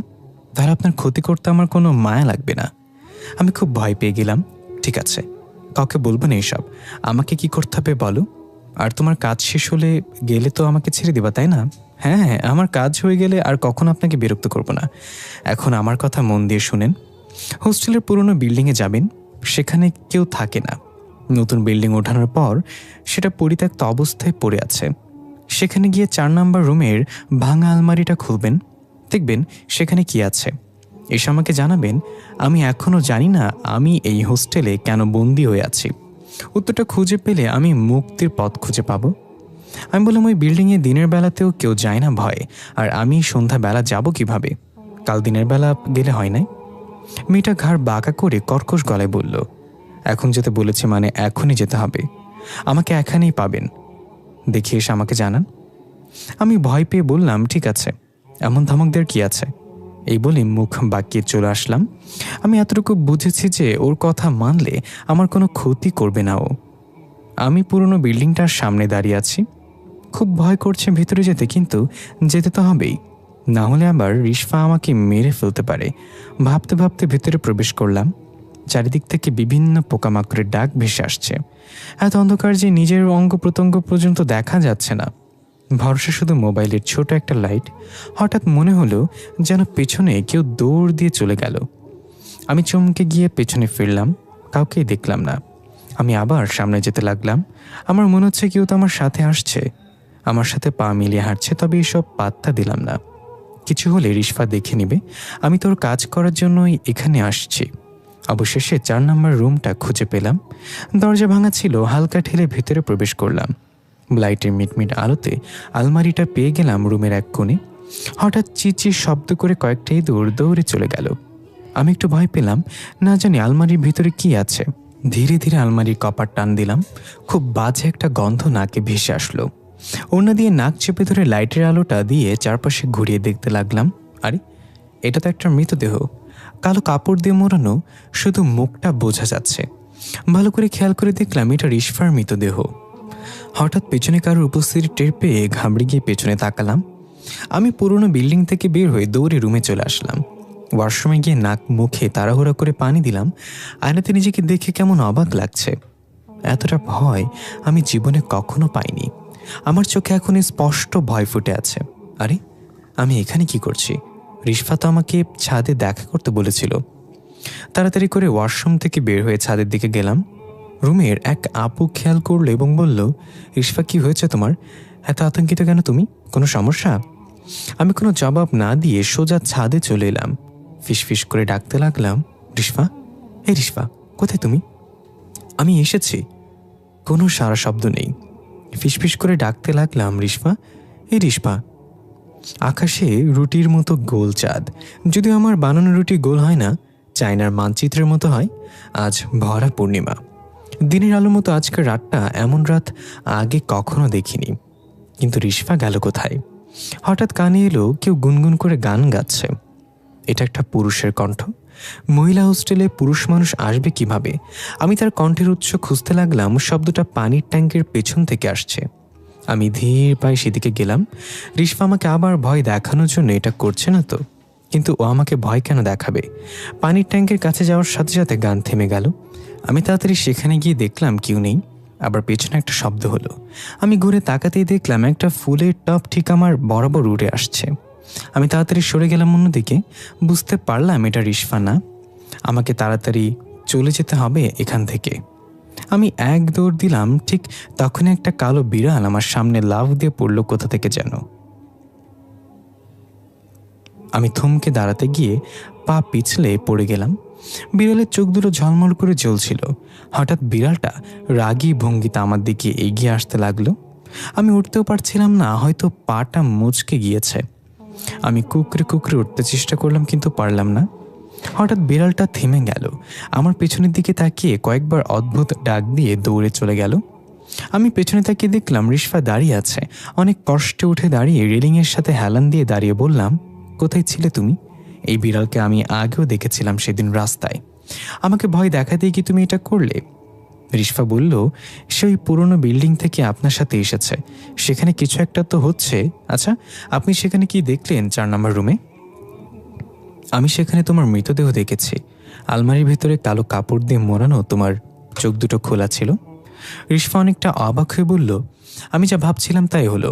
কেউ কবর থেকে আমার মৃতদেহ উঠিয়ে নিয়ে এসছে এই হোস্টেলে। এই জন্যই আমি এখানে আটকা পড়ে গিয়েছি।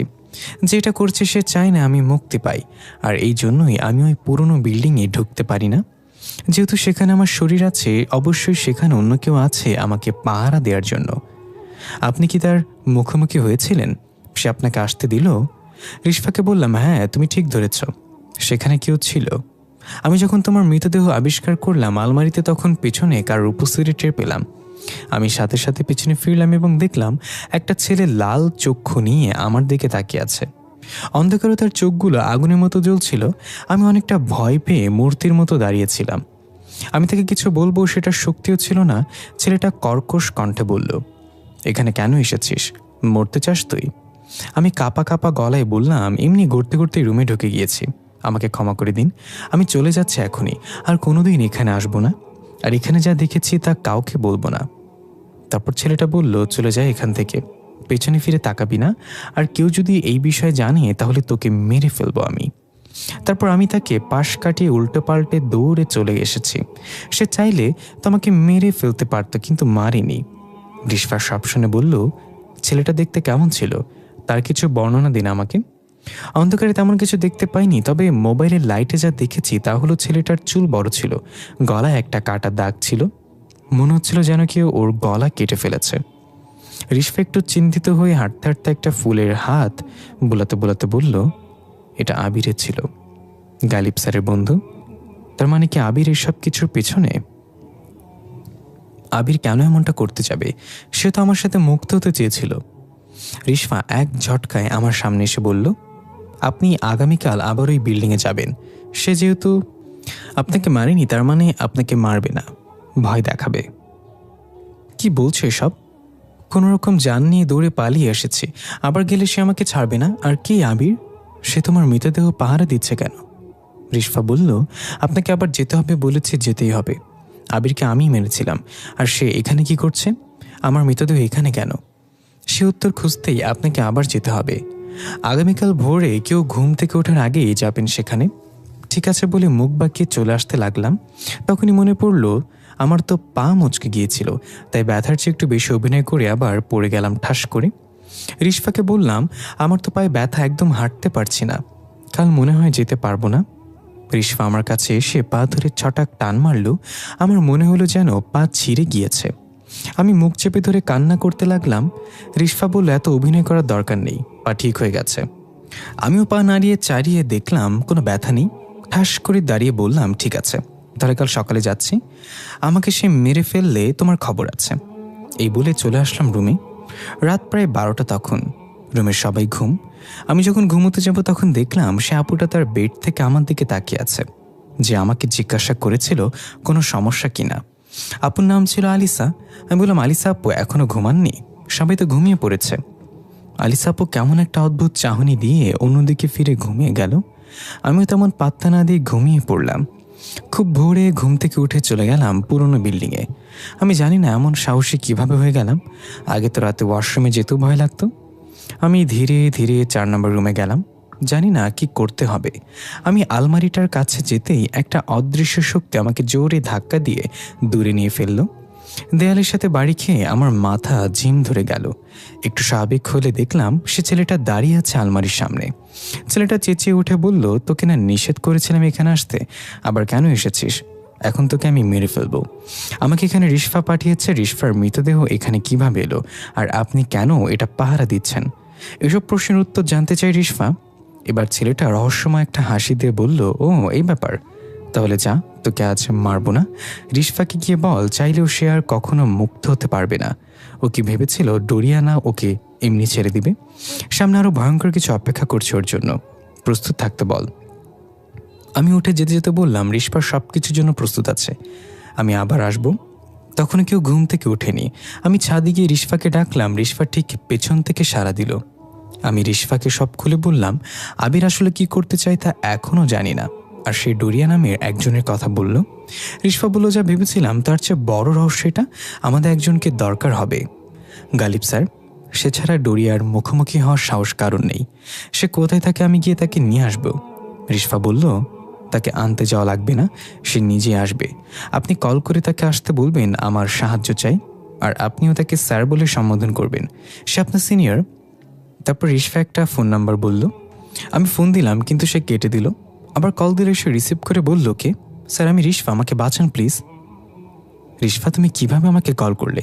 তুমি তো চলে গিয়েছিলে সবসময়ের জন্য, কি হয়েছে আবার? গালিব স্যার অবাক হয়ে কথাগুলো বলল। আমি বললাম, স্যার আপনি যে রিশফা ভাবছেন আমি সে না, তবে সে আমার সামনে আছে এই মুহূর্তে, আপনাকে খুব দরকার। রিশফা বিপদে পড়েছে, হোস্টেলের ঠিকানা দিয়ে বললাম, এখানে চলে আসেন যত তাড়াতাড়ি পারেন। গালিব স্যার বলল, ঠিক আছে, আমি এখনই আসছি। হোস্টেলের সামনে এসে কল দিচ্ছি। আমি ফোন রেখে ফাজলামা করে রিশফাকে বললাম, বা এমন স্যার কয়জনের কপালে জুটে। আমার মনে হয় তুমি বেঁচে থাকলে সে তোমাকে কখনো হারাতে দিত না, সে হয়তো তোমাকে ভালোবাসে। রিশফা বলল, কি যে বলেন না আপু, তবে ওনাকে আমার ভালো লাগে খুব। বিশেষ করে ওনার একটা থিওরি আছে, কাউকে তোমার কষ্ট বুঝতে দিও না, হেসে উড়িয়ে দাও যদি ভালো থাকতে চাও। ও আচ্ছা, তাহলে তো মানুষটা খুব ইন্টারেস্টিং। আচ্ছা, সে না আসা পর্যন্ত আমরা কি করবো এখন? এখানে দাঁড়িয়ে থাকবো, নাকি আমার জন্য অন্য কোনো দায়িত্ব আছে? রিশফা কিছু বলতে যাবে এমন সময় বিকট একটা শব্দ হলো। শব্দটা কোন দিক থেকে এলো বুঝতে পারছি না। হঠাৎ রিশফা বলল, আপু আমার কেমন যেন লাগছে। তাকে দেখলাম রিশফা ধীরে ধীরে অদৃশ্য হয়ে যাচ্ছে।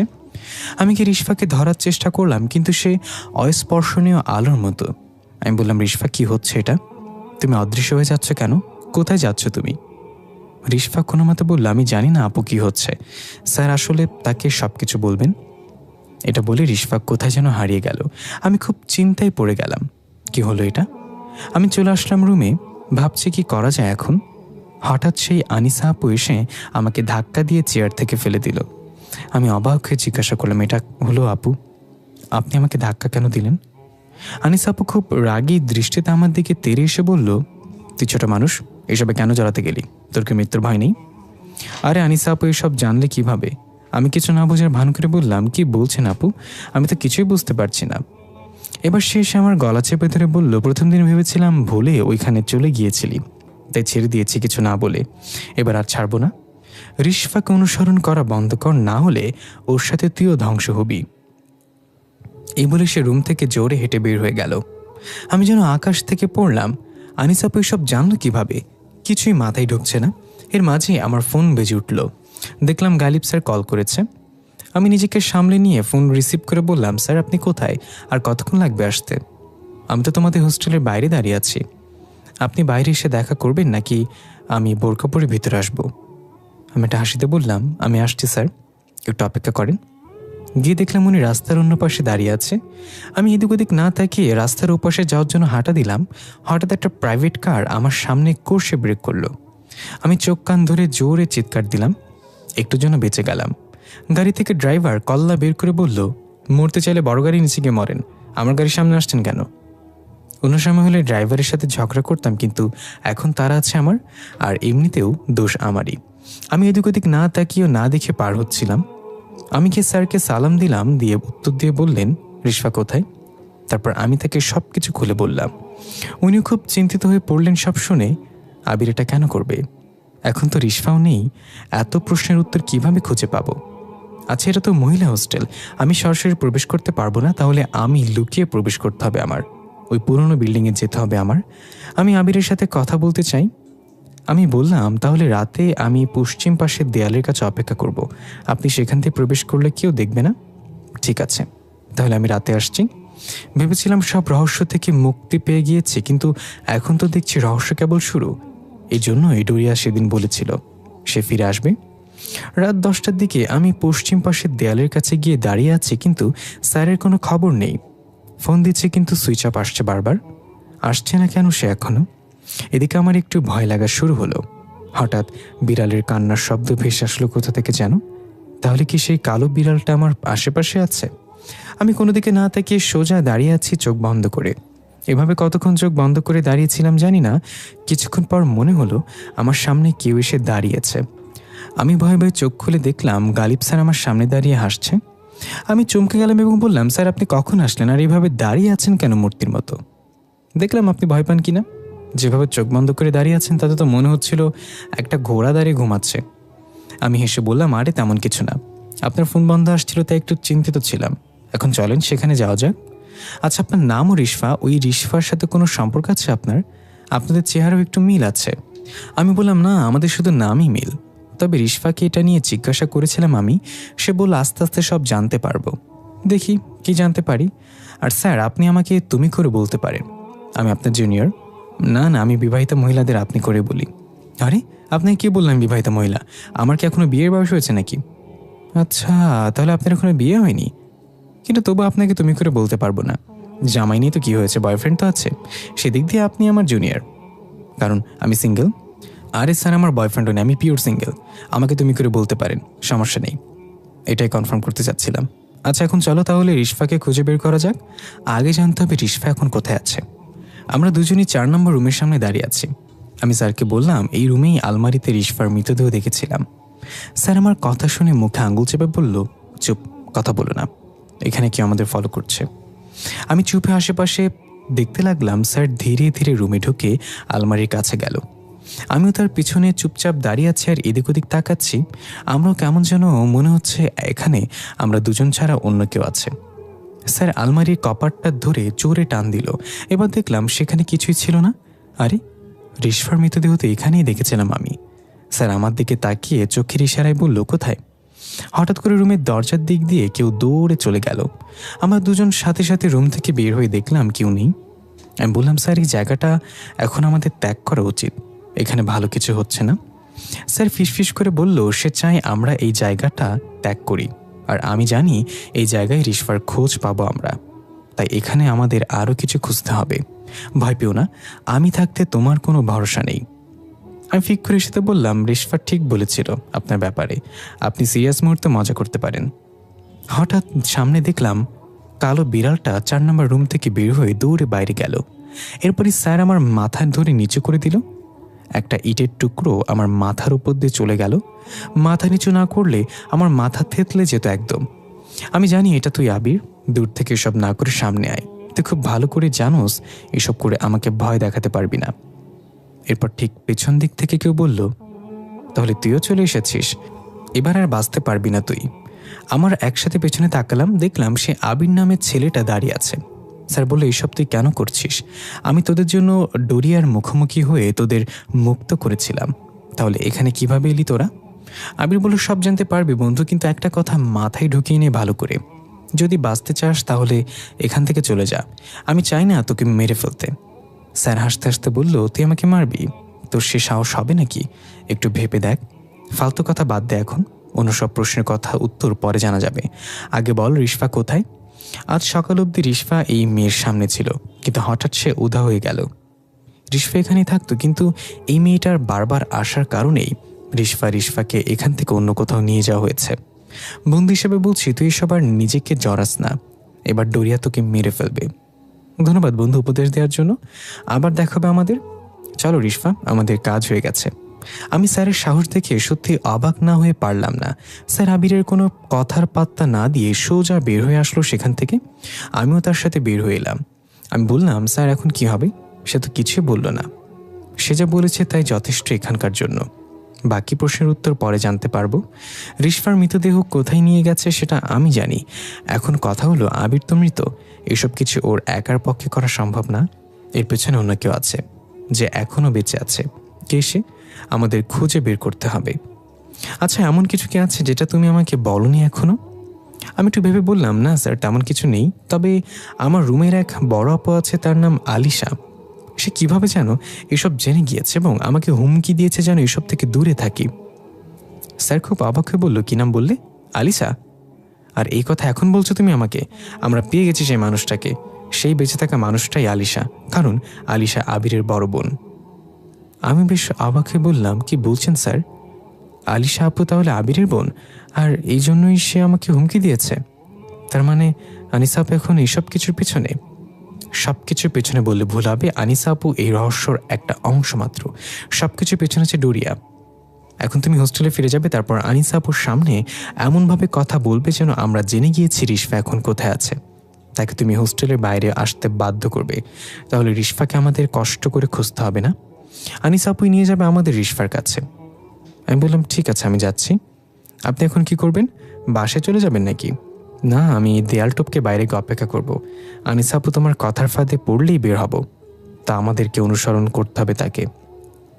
আর এমনিতেও আমি বাসায় বন্দি হয়ে বেশিক্ষণ থাকি না, বাইরের জগৎটা আমার ভালো লাগে, কারণ আমার মামা বলেছিল, থাকবো না বদ্ধ করে দেখবে এবার জগৎটাকে কেমন করে ঘুরছে মানুষ যুগান্তরের ঘূর্ণিপাকে।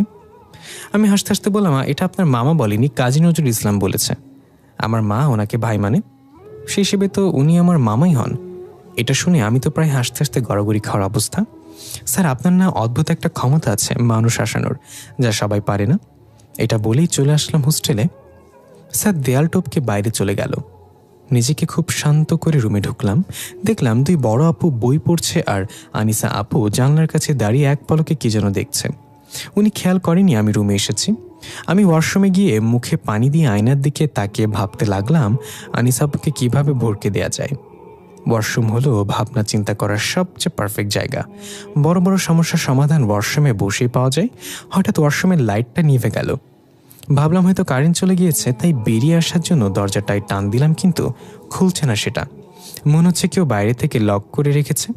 আমি জোরে জোরে দরজায় বাড়ি দিলাম কয়েকবার, কিন্তু কারোর কোনো সারা শব্দ নেই। আমি অনুভব করলাম আমার পেছনে কেউ নিঃশ্বাস ফেলছে, যেমনটা মানুষ অনেক কাজ করে ক্লান্ত হলে। আমি পেছনে তাকানোর সাহস করলাম না। আরও কয়েকবার দরজায় বাড়ি দিয়ে চিৎকার করে ডাকলাম, আপু কেউ দরজাটা খুলেন। কারো কোনো সারা শব্দ না পেয়ে হাত মুষ্টিবদ্ধ করে পেছনের দিকে জোরে চালিয়ে দিলাম। কি, এখানে তো কেউ নেই। হঠাৎ একটা শক্তিশালী হাত আমার ঘাড় চেপে ধরে ফেললো। আমি এদিক ওদিক তাকাতে পারছিলাম না, নিজের হাত দিয়ে ছাড়ানোর চেষ্টা করেও ব্যর্থ হলাম। হাত দিয়ে স্পর্শ করে বুঝতে পারলাম এটা একটা লোমশ খসখসে হাত। সামনেই পানির বালতি ছিল, সে আমাকে মাথাটা পানির বালতিতে চেপে ধরল। এরপর আপনা আপনি পানির কল চালু হয়ে গেল। বালতিটা ধীরে ধীরে পানিতে ভরপুর হতে লাগলো। এক পর্যায়ে আমার নাক মুখ ডুবে গেল। আমি নিঃশ্বাস নিতে পারছিলাম না, তখন আমার কান পানির বাইরে ছিল। আমি শুনতে পেলাম সে বলছে, তোকে কয়েকবার সতর্ক করার পরও তুই সবকে নিজেকে জড়িয়ে নিচ্ছিস। এটা তোর জন্য শেষ সতর্কবার্তা। এর পরের বার তোকে পেলে টুকরো করে কেটে ফেলবো। এরপর সে আমার ঘাড় ছেড়ে দিল। আমি পানি থেকে মুখ বের করে প্রাণ ভরে নিঃশ্বাস নিতে লাগলাম। আরেকটু হলে আমি মারা যেতাম। প্রায় 5 মিনিট পর নিজেকে শান্ত করে ওয়াশরুম থেকে বের হলাম। দেখলাম যে যার মতো বই পড়ছে, আর আনিসা আপু এখনও জানলা দিয়ে বাইরে তাকিয়ে আছে। মানে এতক্ষণ যা কিছু হলো তার ব্যাপারে তারা কোনো টেরই পায়নি। আমি ঠিক করলাম এইসব থেকে নিজেকে গুটিয়ে নিব। শুধু শুধু অন্য কারোর জন্য নিজের জীবন দিব কেন? আমি যা হয়েছে সব ভুলে যাব। এবার মরতে মরতে বেঁচে গেলাম, পরের বার আমাকে মেরে ফেলবে। কিন্তু শেষ একটা সাহায্য করে দিই, আনিসা আপুকে একটু ভরকে দেওয়া যাক, বাকিটা গালিব স্যার সামলে নেবে। আমি শুধু শুধু ফোনটা কানে দিয়ে বললাম, হ্যাঁ স্যার বলেন। তারপর একটু চুপ থেকে বললাম, তাই নাকি? আপনি জেনে গিয়েছেন রিশফা কোথায় আছে? ঠিক আছে স্যার, আমি এখনই আসছি। আর চোখে তাকিয়ে দেখলাম জানলার কাছে আনিসা আপু রাগান্বিত দৃষ্টিতে আমার দিকে তাকিয়ে আছে। সে পারছে না আমাকে চিবিয়ে খেয়ে নিতে। আমি তাড়াতাড়ি করে হোস্টেল থেকে বের হলাম। দেখলাম স্যার সেখানেই গাছের কোণে দাঁড়িয়ে অপেক্ষা করছে। আমাকে দেখে এগিয়ে আসলো এবং বলল, তুমি কি তাকে ভর্তি দিতে পেরেছ? হ্যাঁ, হয়তো কিছুক্ষণের মধ্যে উনি বের হবেন হোস্টেল থেকে। আর একটা কথা, আমি আর এসবের ভিতরে নেই। এখন যা করার আপনি করেন। আমাকে একটু আগেও প্রায় মেরে ফেলেছিল কেউ। আমি এমন কারোর জন্য নিজের জীবন দিব যাকে কিনা আমি কখনো চিনি না। আর আপনার মতো সাহস আমার নেই, তাই আমি এখানেই এসব থেকে নিজেকে সরিয়ে নিচ্ছি। মাফ করবেন স্যার। এই বলে চলে আসছিলাম, তখন স্যার পেছন থেকে ডাক দিয়ে বলল, রিশফা, তোমার অপরিচিত কেউ নয়। আমি থমকে দাঁড়ালাম। তারপর স্যারের কাছে গিয়ে বললাম, কি বললেন? আপনি বলতে চাচ্ছেন রিশফা আমার আপন কেউ? হ্যাঁ, এটাই। একটু আগে রিশফা এসেছিল এখানে। তাকে যেখানে রাখা হয়েছে সেখান থেকে আসা খুব কঠিন। অল্প কিছু সময়ের জন্য রিশফা ডোরিয়ার চোখে আড়াল থেকে আসতে পেরেছে। এসে আমার সাথে কথা বলেছে। সে আমাকে একটা টপ সিক্রেট বলে গিয়েছে তোমার আর রিশফার সম্পর্কের ব্যাপারে। আপাতত এটুকু জেনে রাখো, তোমার সাথে শুধু নামের মিলের কারণে রিশফা তোমার কাছে সাহায্য চায়নি। আমি বললাম, আপনি মিথ্যা বলছেন আমাকে আপনার সাথে আসার জন্য। রিশফার সাথে আমার কোনো সম্পর্ক থাকতে পারে না, তাকে আমি কখনো দেখিও নি। সব প্রশ্নের উত্তর জানতে পারবে। ওই যে আনিসা আপু বের হয়েছে, আমাদের তাকে ধরতে হবে। তার থেকে কিছু প্রশ্নের উত্তর খুঁজতে হবে, চলো আমার সাথে। আমি জানার কৌতূহল নিয়ে স্যারের সাথে গেলাম। তবে স্যার যদি আমাকে নিয়ে যাওয়ার জন্য মিথ্যা বলে তাহলে তার খবর আছে। আমরা আনিসা আপুকে অনুসরণ করতে লাগলাম চুপি চুপি। উনি অনেক দ্রুত হাঁটছেন, মনে হচ্ছে যেন কারোর সাথে খুব তাড়াতাড়ি করে দেখা করতে হবে তার। শহর থেকে অনেকটা দূরে চলে আসলাম তাকে অনুসরণ করতে করতে। তিনি রাস্তা থেকে নেমে একটা সরু পথ ধরে এগিয়ে গেল। এদিকটা অনেক শুনশান নীরবতায় ঘেরা, কোনো মানুষজন নেই। গালিব স্যার বলল, আনিসা আপুকে আটকানোর এটাই পারফেক্ট সময়। এই বলে আনিসা আপুকে বলে ডাক দিলাম পেছন থেকে। আনিসা আপু চমকে গিয়ে পেছনে তাকিয়ে দেখলো আমরা দাঁড়িয়ে আছি। উনি আমাদের সামনে এসে বলল, ও তার মানে তোমরা আমাকে অনুসরণ করে রিশফার খোঁজ জানতে চাও? সেটা কখনো হবে না। গালিব স্যার বলল, আপু, আপনাকে আমি সেই ছোটবেলা থেকেই চিনি। আপনি আমাকে চিনেন। এসব কেন করছেন আপনি? কিভাবে এসবের সাথে নিজেকে জড়িয়ে ফেললেন? আনিসা আপু বলল, আমি যা করছি তা আমার মৃত ভাইয়ের জন্য করছি। তুমি যখন রিশফাকে মুক্ত করার জন্য কাজে ব্যস্ত ছিলে, তখন একদিন আবির আসে আমার কাছে। আমি তখনও জানি না আবির মারা গিয়েছে। আমি আবিরকে দেখে ভাই বলে জড়িয়ে ধরতে গেলে আমাকে থামিয়ে দিয়ে সব কিছু খুলে বলল। খুব কষ্ট পেয়েছিলাম নিজের একমাত্র ভাইটার মৃত্যুর কথা শুনে। আমার ভাই বোন কখনো বাবা মায়ের ভালোবাসা পায়নি। তারা সবসময় নিজেদের ঝগড়া নিয়ে ব্যস্ত ছিল।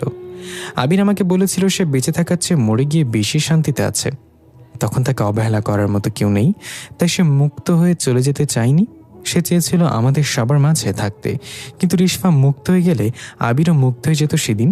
তাই আবিরই ডোরিয়াকে তোমাদের সব প্ল্যান জানিয়ে দিয়েছিল। আচ্ছা, তার মানে আবিরের কারণ এসব হয়েছে, কিন্তু আমি তো আমার কাজ করে ফেলেছিলাম।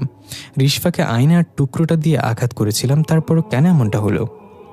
আনিসা আপু হেসে বলল, আবির জানতো তুমি কোনো না কোনোভাবে এই কাজ সফল হবেই, তাই সে অতিরিক্ত একটা কাজ করে রেখেছিল। আমার কাছে আবির বলেছিল রিশফার মৃতদেহটা কবর থেকে তুলে আনতে হবে।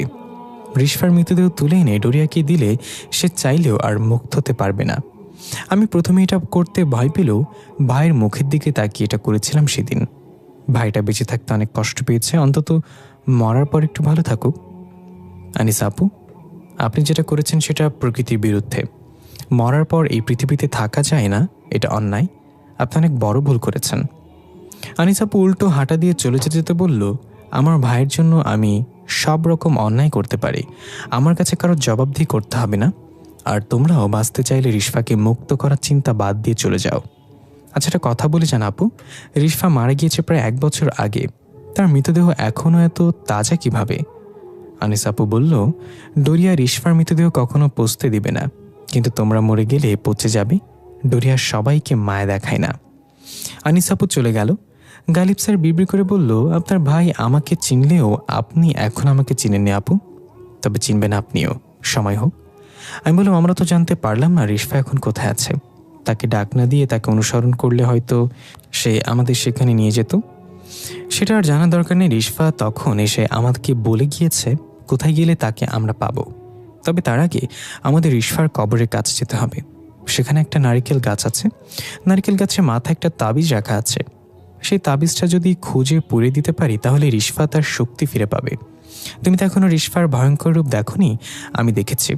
সে ভয়ঙ্কর রিশফাকে ফিরিয়ে আনতে হবে। এখন চলো। আমি রাগ হয়ে বললাম, আমি যাব না। আমি বলেছিলাম এসবে আর নিজেকে জড়াতে চাই না, কিন্তু আপনি বললেন রিশফা কিছু জানিয়েছে আপনাকে। আমাকে এই মুহূর্তে বলবেন রিশফার সাথে আমার সম্পর্ক কি?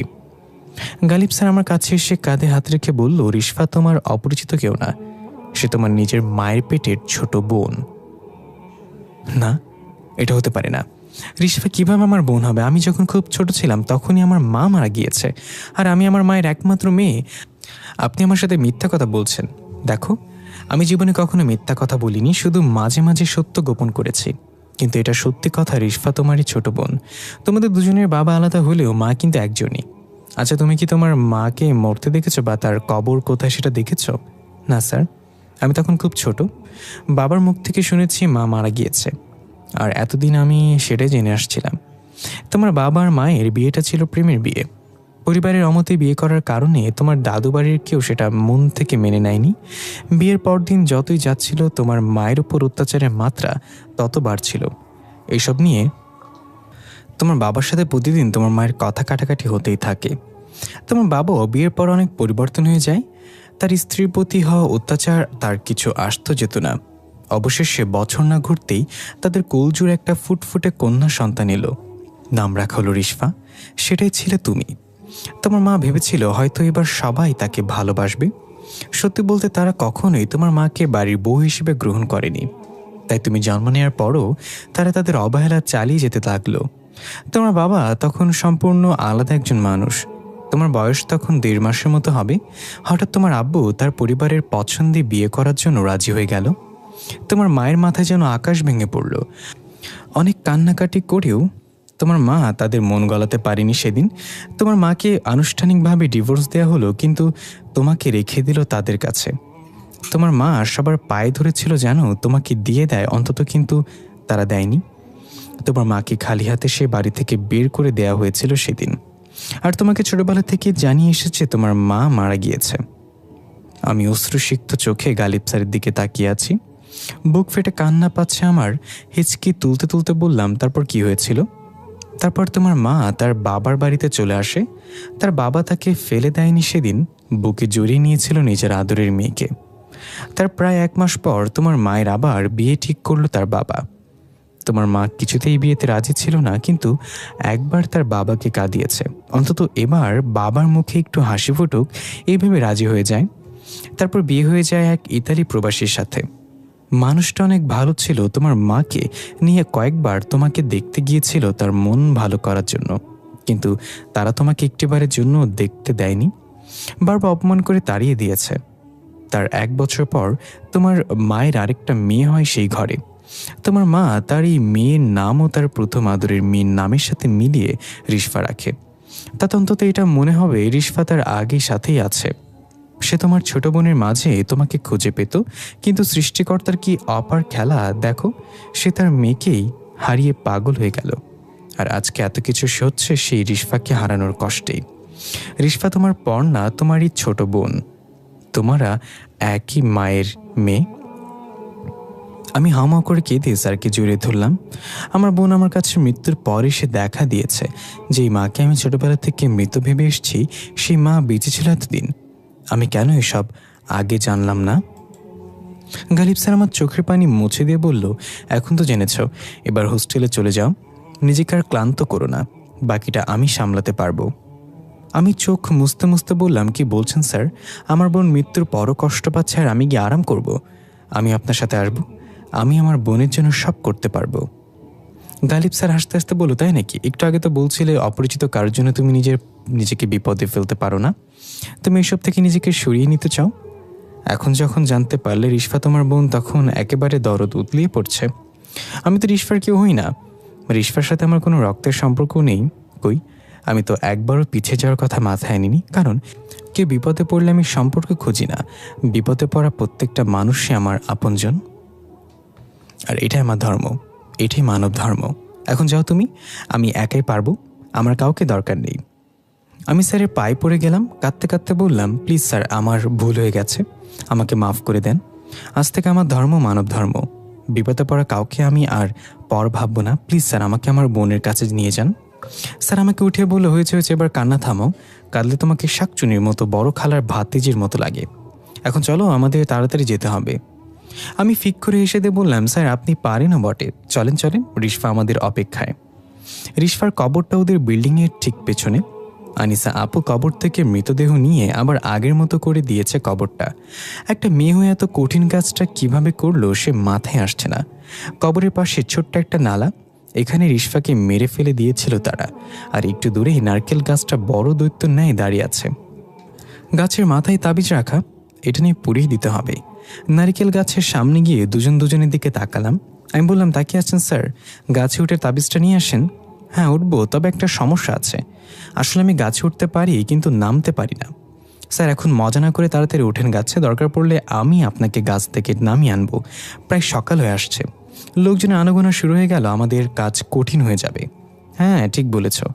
এই বলে গাছে উঠতে যাব এমন সময় নালার পানিতে বড় কিছু একটা পড়ার শব্দ হলো। আমি তাকিয়ে দেখলাম নালার পানি এখনও দোল খাচ্ছে। এগিয়ে গেলাম সেদিকে, তেমন কিছুই চোখে পড়ল না। হঠাৎ পানি থেকে লতা পাতার মতো কিছু একটা উঠে এসে মুহূর্তের মধ্যে আমার পায়ে পেঁচে আমাকে টান মেরে পানিতে নিয়ে যেতে লাগলো। গালিব স্যার খপ করে আমার হাত ধরে ফেললো, কিন্তু উনি আমাকে টেনে ধরে রাখতে পারছিল না। আমাকে প্রায় পানিতে টেনে নিয়েছে, তখন স্যার পকেট থেকে একটা চাকু বের করে আমার হাতে দিয়ে বলল, ভয় পাবে না, আমি তোমার ধরে রেখেছি, তুমি চাকু দিয়ে লতাগুলো কেটে ফেলো। আমি স্যারের কথা মতো লতাগুলো কাটতে লাগলাম। এক পর্যায়ে সেগুলো কেটে নিজেকে মুক্ত করলাম। স্যার না থাকলে আমাকে পানিতে ডুবিয়েই নিয়ে যেত আজ। এখানে বেশিক্ষণ থাকা যাবে না, তুমি চাকুটা নিয়ে নিচে অপেক্ষা করো, আমি তাবিজটা নিয়ে আসছি। গালিব স্যার বাদুরের মতো লাফিয়ে লাফিয়ে নারকেল গাছে উঠে গেল। আমি চাকু নিয়ে নিচে অপেক্ষা করছি। গাছের উপরে এখান থেকে কিছু দেখা যাচ্ছে না। প্রায় 5 মিনিট হয়ে গেল, স্যারের কোনো সারা শব্দ নেই। আমি একটু জোরে ফিসফিস করে ডাক দিলাম, স্যার আপনি কোথায়, তাবিজটা কি পেয়েছেন? কিন্তু স্যারের কোনো সারা শব্দ নেই। এবার একটু ভয় হলো আমার, স্যারের কোনো বিপদ হলো না তো? আমি গাছের চারপাশে ঘুরে ঘুরে উপরে দেখতে লাগলাম, না স্যারকে তো দেখা যাচ্ছে না। এবার আমি কি করব ভেবে পাচ্ছি না। আমি হন্তদন্ত হয়ে গাছের ওপর থেকে এক ছুঁয়ে নিচে পড়ল স্যার। আমি দৌড়ে গিয়ে তাকে ধরে বললাম, স্যার কি হয়েছে, এতক্ষণ কই ছিলেন? স্যার কোনো কথা বলতে পারছিল না, শুধু জোরে জোরে নিঃশ্বাস নিচ্ছিল, মনে হচ্ছে যেন মরতে মরতে বেঁচে গিয়েছে। দৌড়ে গিয়ে নালা থেকে ওড়না ভিজিয়ে এনে স্যারের মাথায় পানি দিলাম। খেয়াল করলাম তার চেহারায় কয়েকটা ক্ষতের দাগ, মনে হচ্ছে যেন কোনো প্রাণীর নখের আঘাত এগুলো। সেখান থেকে রক্ত বের হচ্ছে, গলায় আঙ্গুলের ছাপ, তার মানে কেউ তার গলা চেপে ধরে রেখেছিল। বুঝতে পারলাম গাছের উপরে খারাপ কিছু হয়েছে তার সাথে। স্যার কোনোভাবে উঠে দাঁড়িয়ে আমার হাতে পুটলির মতো কিছু একটা দিয়ে বলল, এটা ধরে রাখবা, যতক্ষণ এটাতে আগুন ধরে তোমার কষ্ট হলেও আমি বলার আগ পর্যন্ত এটা ছাড়বে না। আমি স্যারের কথা মতো সেটা ধরে রাখলাম। স্যার লাইটার বের করে সেটাতে আগুন দেওয়ার চেষ্টা করলো কয়েকবার, কিন্তু কিছুতেই সেটাতে আগুন লাগছে না। স্যার বলল, পানি দিয়ে ভেজানো লাগবে এটা। স্যার আমার হাত থেকে তাবিজটা নিয়ে নালার কাছে গিয়ে ওটা সহ হাত ডুবিয়ে দিল পানিতে। হঠাৎ মনে হলো কিছু একটা স্যারের হাত টেনে ধরেছে। স্যার আমাকে বলল, লাইটার জ্বালিয়ে রাখো, আমি হাত উঠানোর সাথে সাথে এটাতে আগুন দেব। আমি লাইটার জ্বালিয়ে তৈরি হয়ে থাকলাম। স্যার চেষ্টা করছে হাত উঠিয়ে আনার। এক চিৎকার দিয়ে জোরে টান মেরে হাতটা ছাড়িয়ে নিয়ে এলো। আমি সাথে সাথে স্যারের হাতের তাবিজটাকে আগুন দিয়ে দিলাম। এবার দাও দাও করে আগুন জ্বলে উঠল, আর চারপাশ থেকে একটা মেয়ে কণ্ঠের আত্মচিৎকার ভেসে আসলো। মনে হচ্ছে যেন মেয়েটা পুড়ে যাচ্ছে এই আগুনে। ধীরে ধীরে তাবিজটা পুরে বাতাসে মিশে গেল। স্যার বলল, এখন এখান থেকে যেতে হবে আমাদের। আশ্চর্যের ব্যাপার হলো, ওই আগুনে স্যারের হাতের কিছুই হয়নি। যাওয়ার সময় স্যার রিশফার কবর থেকে এক মুঠো মাটি নিয়ে নিল। জানেন এটা দিয়ে কী করবে সে? আমি দৌড়ে সেখান থেকে চলে এলাম। তখন প্রায় সকাল হয়ে গিয়েছে। মানুষজন রাস্তায় হাঁটাচলা করছে। দেখলাম স্যার খুব আহত, তবুও যেন তার কোনো মাথা ব্যথা নেই। আমি স্যারকে বললাম, স্যার আমাদের হাসপাতালে যাওয়া দরকার, আপনার ক্ষত থেকে এখনও রক্ত বেরোচ্ছে, আপনি আহত। স্যার বলল, আমি যখন গাছের একদম মাথায় উঠেছি তাবিজটা খুঁজছিলাম, ঠিক তখন পেছন থেকে কেউ আমার গলা চেপে ধরল। আমি আগে জানতাম এখানে তাবিজ পাহারা দেওয়ার জন্য কেউ না কেউ তো থাকবে, তাই আগে আমি নিজের পজিশন ঠিক করলাম যাতে গাছ থেকে পড়ে না যাই। আমি ধীরে ধীরে বললাম, পেছন থেকে হামলা করলি, তোদের মনিব যেমন কাপুরুষ তোরাও তেমন কাপুরুষ, সাহস থাকলে সামনে আয়। এটা শুনে আমার গলা থেকে হাত সরে গেল। এরপর দেখলাম একটা কালো বিড়াল নারকেল গাছের পাতার উপর দিয়ে হেঁটে আসছে। ততক্ষণে আমি তাবিজ পেয়ে গিয়েছি। গাছ থেকে নামতে যাব তখনই বিড়ালটা আমার উপর আক্রমণ করে বসে। তার ধারালো নখ দিয়ে আমার মুখে কয়েকটা আঁচড় লেগে যায়, কিন্তু আমি তাকে ছিটকে ফেলে দ্রুত নিচে নেমে যাই। আমি আবেগে আপ্লুত হয়ে স্যারের হাত ধরে বললাম, স্যার আপনি আমার জীবনে দেখা সেরা একজন মানুষ। কোনো সম্পর্ক না থাকার পরেও একটা মেয়ের জন্য নিজের জীবনকে এতটা ঝুঁকিতে ফেলেছেন, আর আমি স্বার্থপরের মতো সবসময় শুধু নিজের কথাই চিন্তা করে গিয়েছি। আপনার জন্য আমি আমার মা আর বোনের কথা জানতে পেরেছি। অনেক অনেক ধন্যবাদ স্যার। আমার মামা বলেছিল ধন্যবাদ না বলে ভালোবাসি বলার অভ্যাস করুন, সিঙ্গেল মুক্ত দেশ গড়তে সাহায্য করুন। আমি হাসতে হাসতে বললাম, স্যার আপনি এমন কেন? আহত অবস্থা তো মজা করতে হবে, চলেন আগে হাসপাতালে যাই, কি যা করার তা করব। হঠাৎ একটা লোক আমার সামনে এসে দাঁড়িয়ে বলল, আবার দেখা হয়ে গেল আমাদের, তাই না? গালিব স্যার অবাক হয়ে বলল, ডোরিয়া।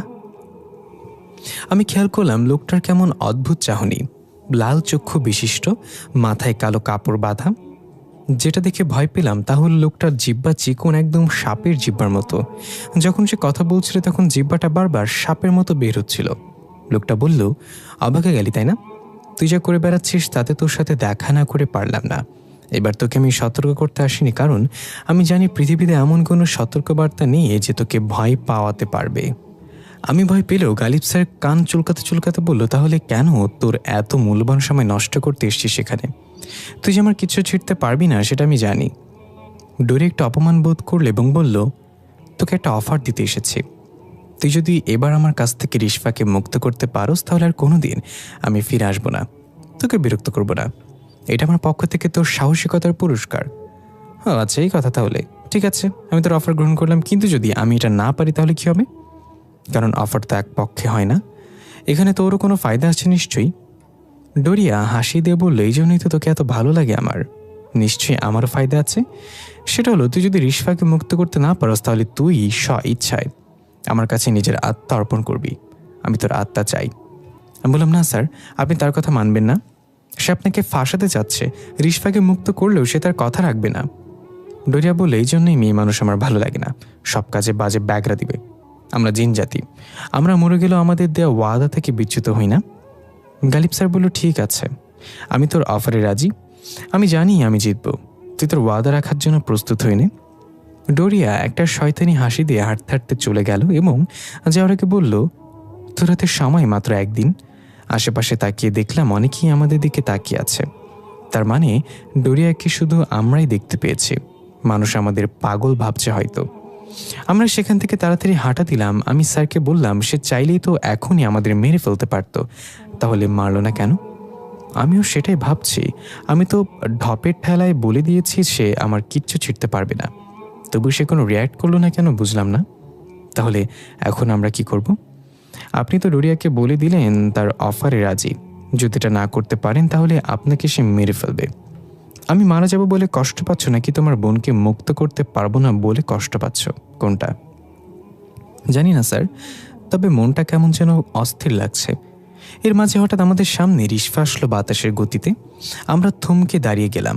রিশফা বলল, তাবিজ পুড়িয়ে ফেলেছেন বলে এখন আমি এখানে। আমাকে আটকে রাখার শক্তি এখন কারণ নেই। তবে আমার মৃতদেহ যতক্ষণ ডোরিয়ার কাছে থাকবে ততক্ষণ আমি পৃথিবী ছেড়ে আমার নির্দিষ্ট ঠিকানায় পৌঁছাতে পারবো না। আমার মৃতদেহ এনে কবর দিতে হবে আপু, তাহলেই আমি চিরতরে মুক্তি পাব। আমি সামনে গিয়ে রিশফার ঠান্ডা মুখে হাত বুলিয়ে বললাম, বোন আমার, তুই আমার জীবনে এমন একটা সময় এলি যখন আমি চাইলেও তোকে নিজের কাছে রেখে দিতে পারবো না। আমার মাকেও আমি কোনোদিন দেখলাম না আর তার আদর পেলাম না। কেন হলো এমনটা আমার সাথে? রিশফা বলল, আপু সৃষ্টিকর্তা হয়তো এভাবেই আমাদের ভাগ্য লিখে রেখেছেন। আমরা চাইলেও তো আমরা আমাদের ভাগ্য পরিবর্তন করতে পারি না। মা তোমাকে অনেক ভালোবাসত, আমার কাছে সব সময় তোমার কথা বলতো। আমিও ভাবতাম বড় আপু থাকলে আমাকে খুব আদর করত, অনেক খুনসুটি ঝগড়া অভিমান হতো। কিন্তু একটা দেয়াল ছিল আমাদের মাঝে, সে দেয়ালটা ভাঙা পর্যন্ত আমরা আর বেঁচেই থাকলাম না। গালিব স্যার বলল, তোমাদের দুই বোনের কান্নাকাটি শেষ হলে কাজে কথা বলি তাহলে। ডোরিয়াকে হারাতে হলে আমাদের কি করতে হবে সে ব্যাপারে কিছু বলো রিশফা। আগামীকাল মধ্যরাতে আমার কবরের পাশে ডোরিয়া তার সঙ্গীদেরকে নিয়ে একটা জলসা বসাবে। সেখানে আমার মৃতদেহ থাকবে। জলসা শেষে ডোরিয়া তার সঙ্গীদেরকে আদেশ করবে আমার মৃতদেহকে টুকরো টুকরো করে জঙ্গলে ছড়িয়ে ছিটিয়ে দিতে, যাতে আপনি কখন আমার দেহ কবর দিতে না পারেন। আর এর মাধ্যমেই আমি চিরকালের জন্য ডোরিয়ার বন্দী হয়ে থেকে যাব, সাথে আপনার আত্মাও ডোরিয়ার দখল করে নিবে। তাহলে কাল রাতে আমরা যাব সেখানে। ডোরিয়ার মুখোমুখি হওয়া ছাড়া আর কোনো উপায় নেই এখন। যা দরকার হয় তা করব। রিশফা বলল, আপু তুমি আমাদের গোপন পরিকল্পনার অংশ থাকবে।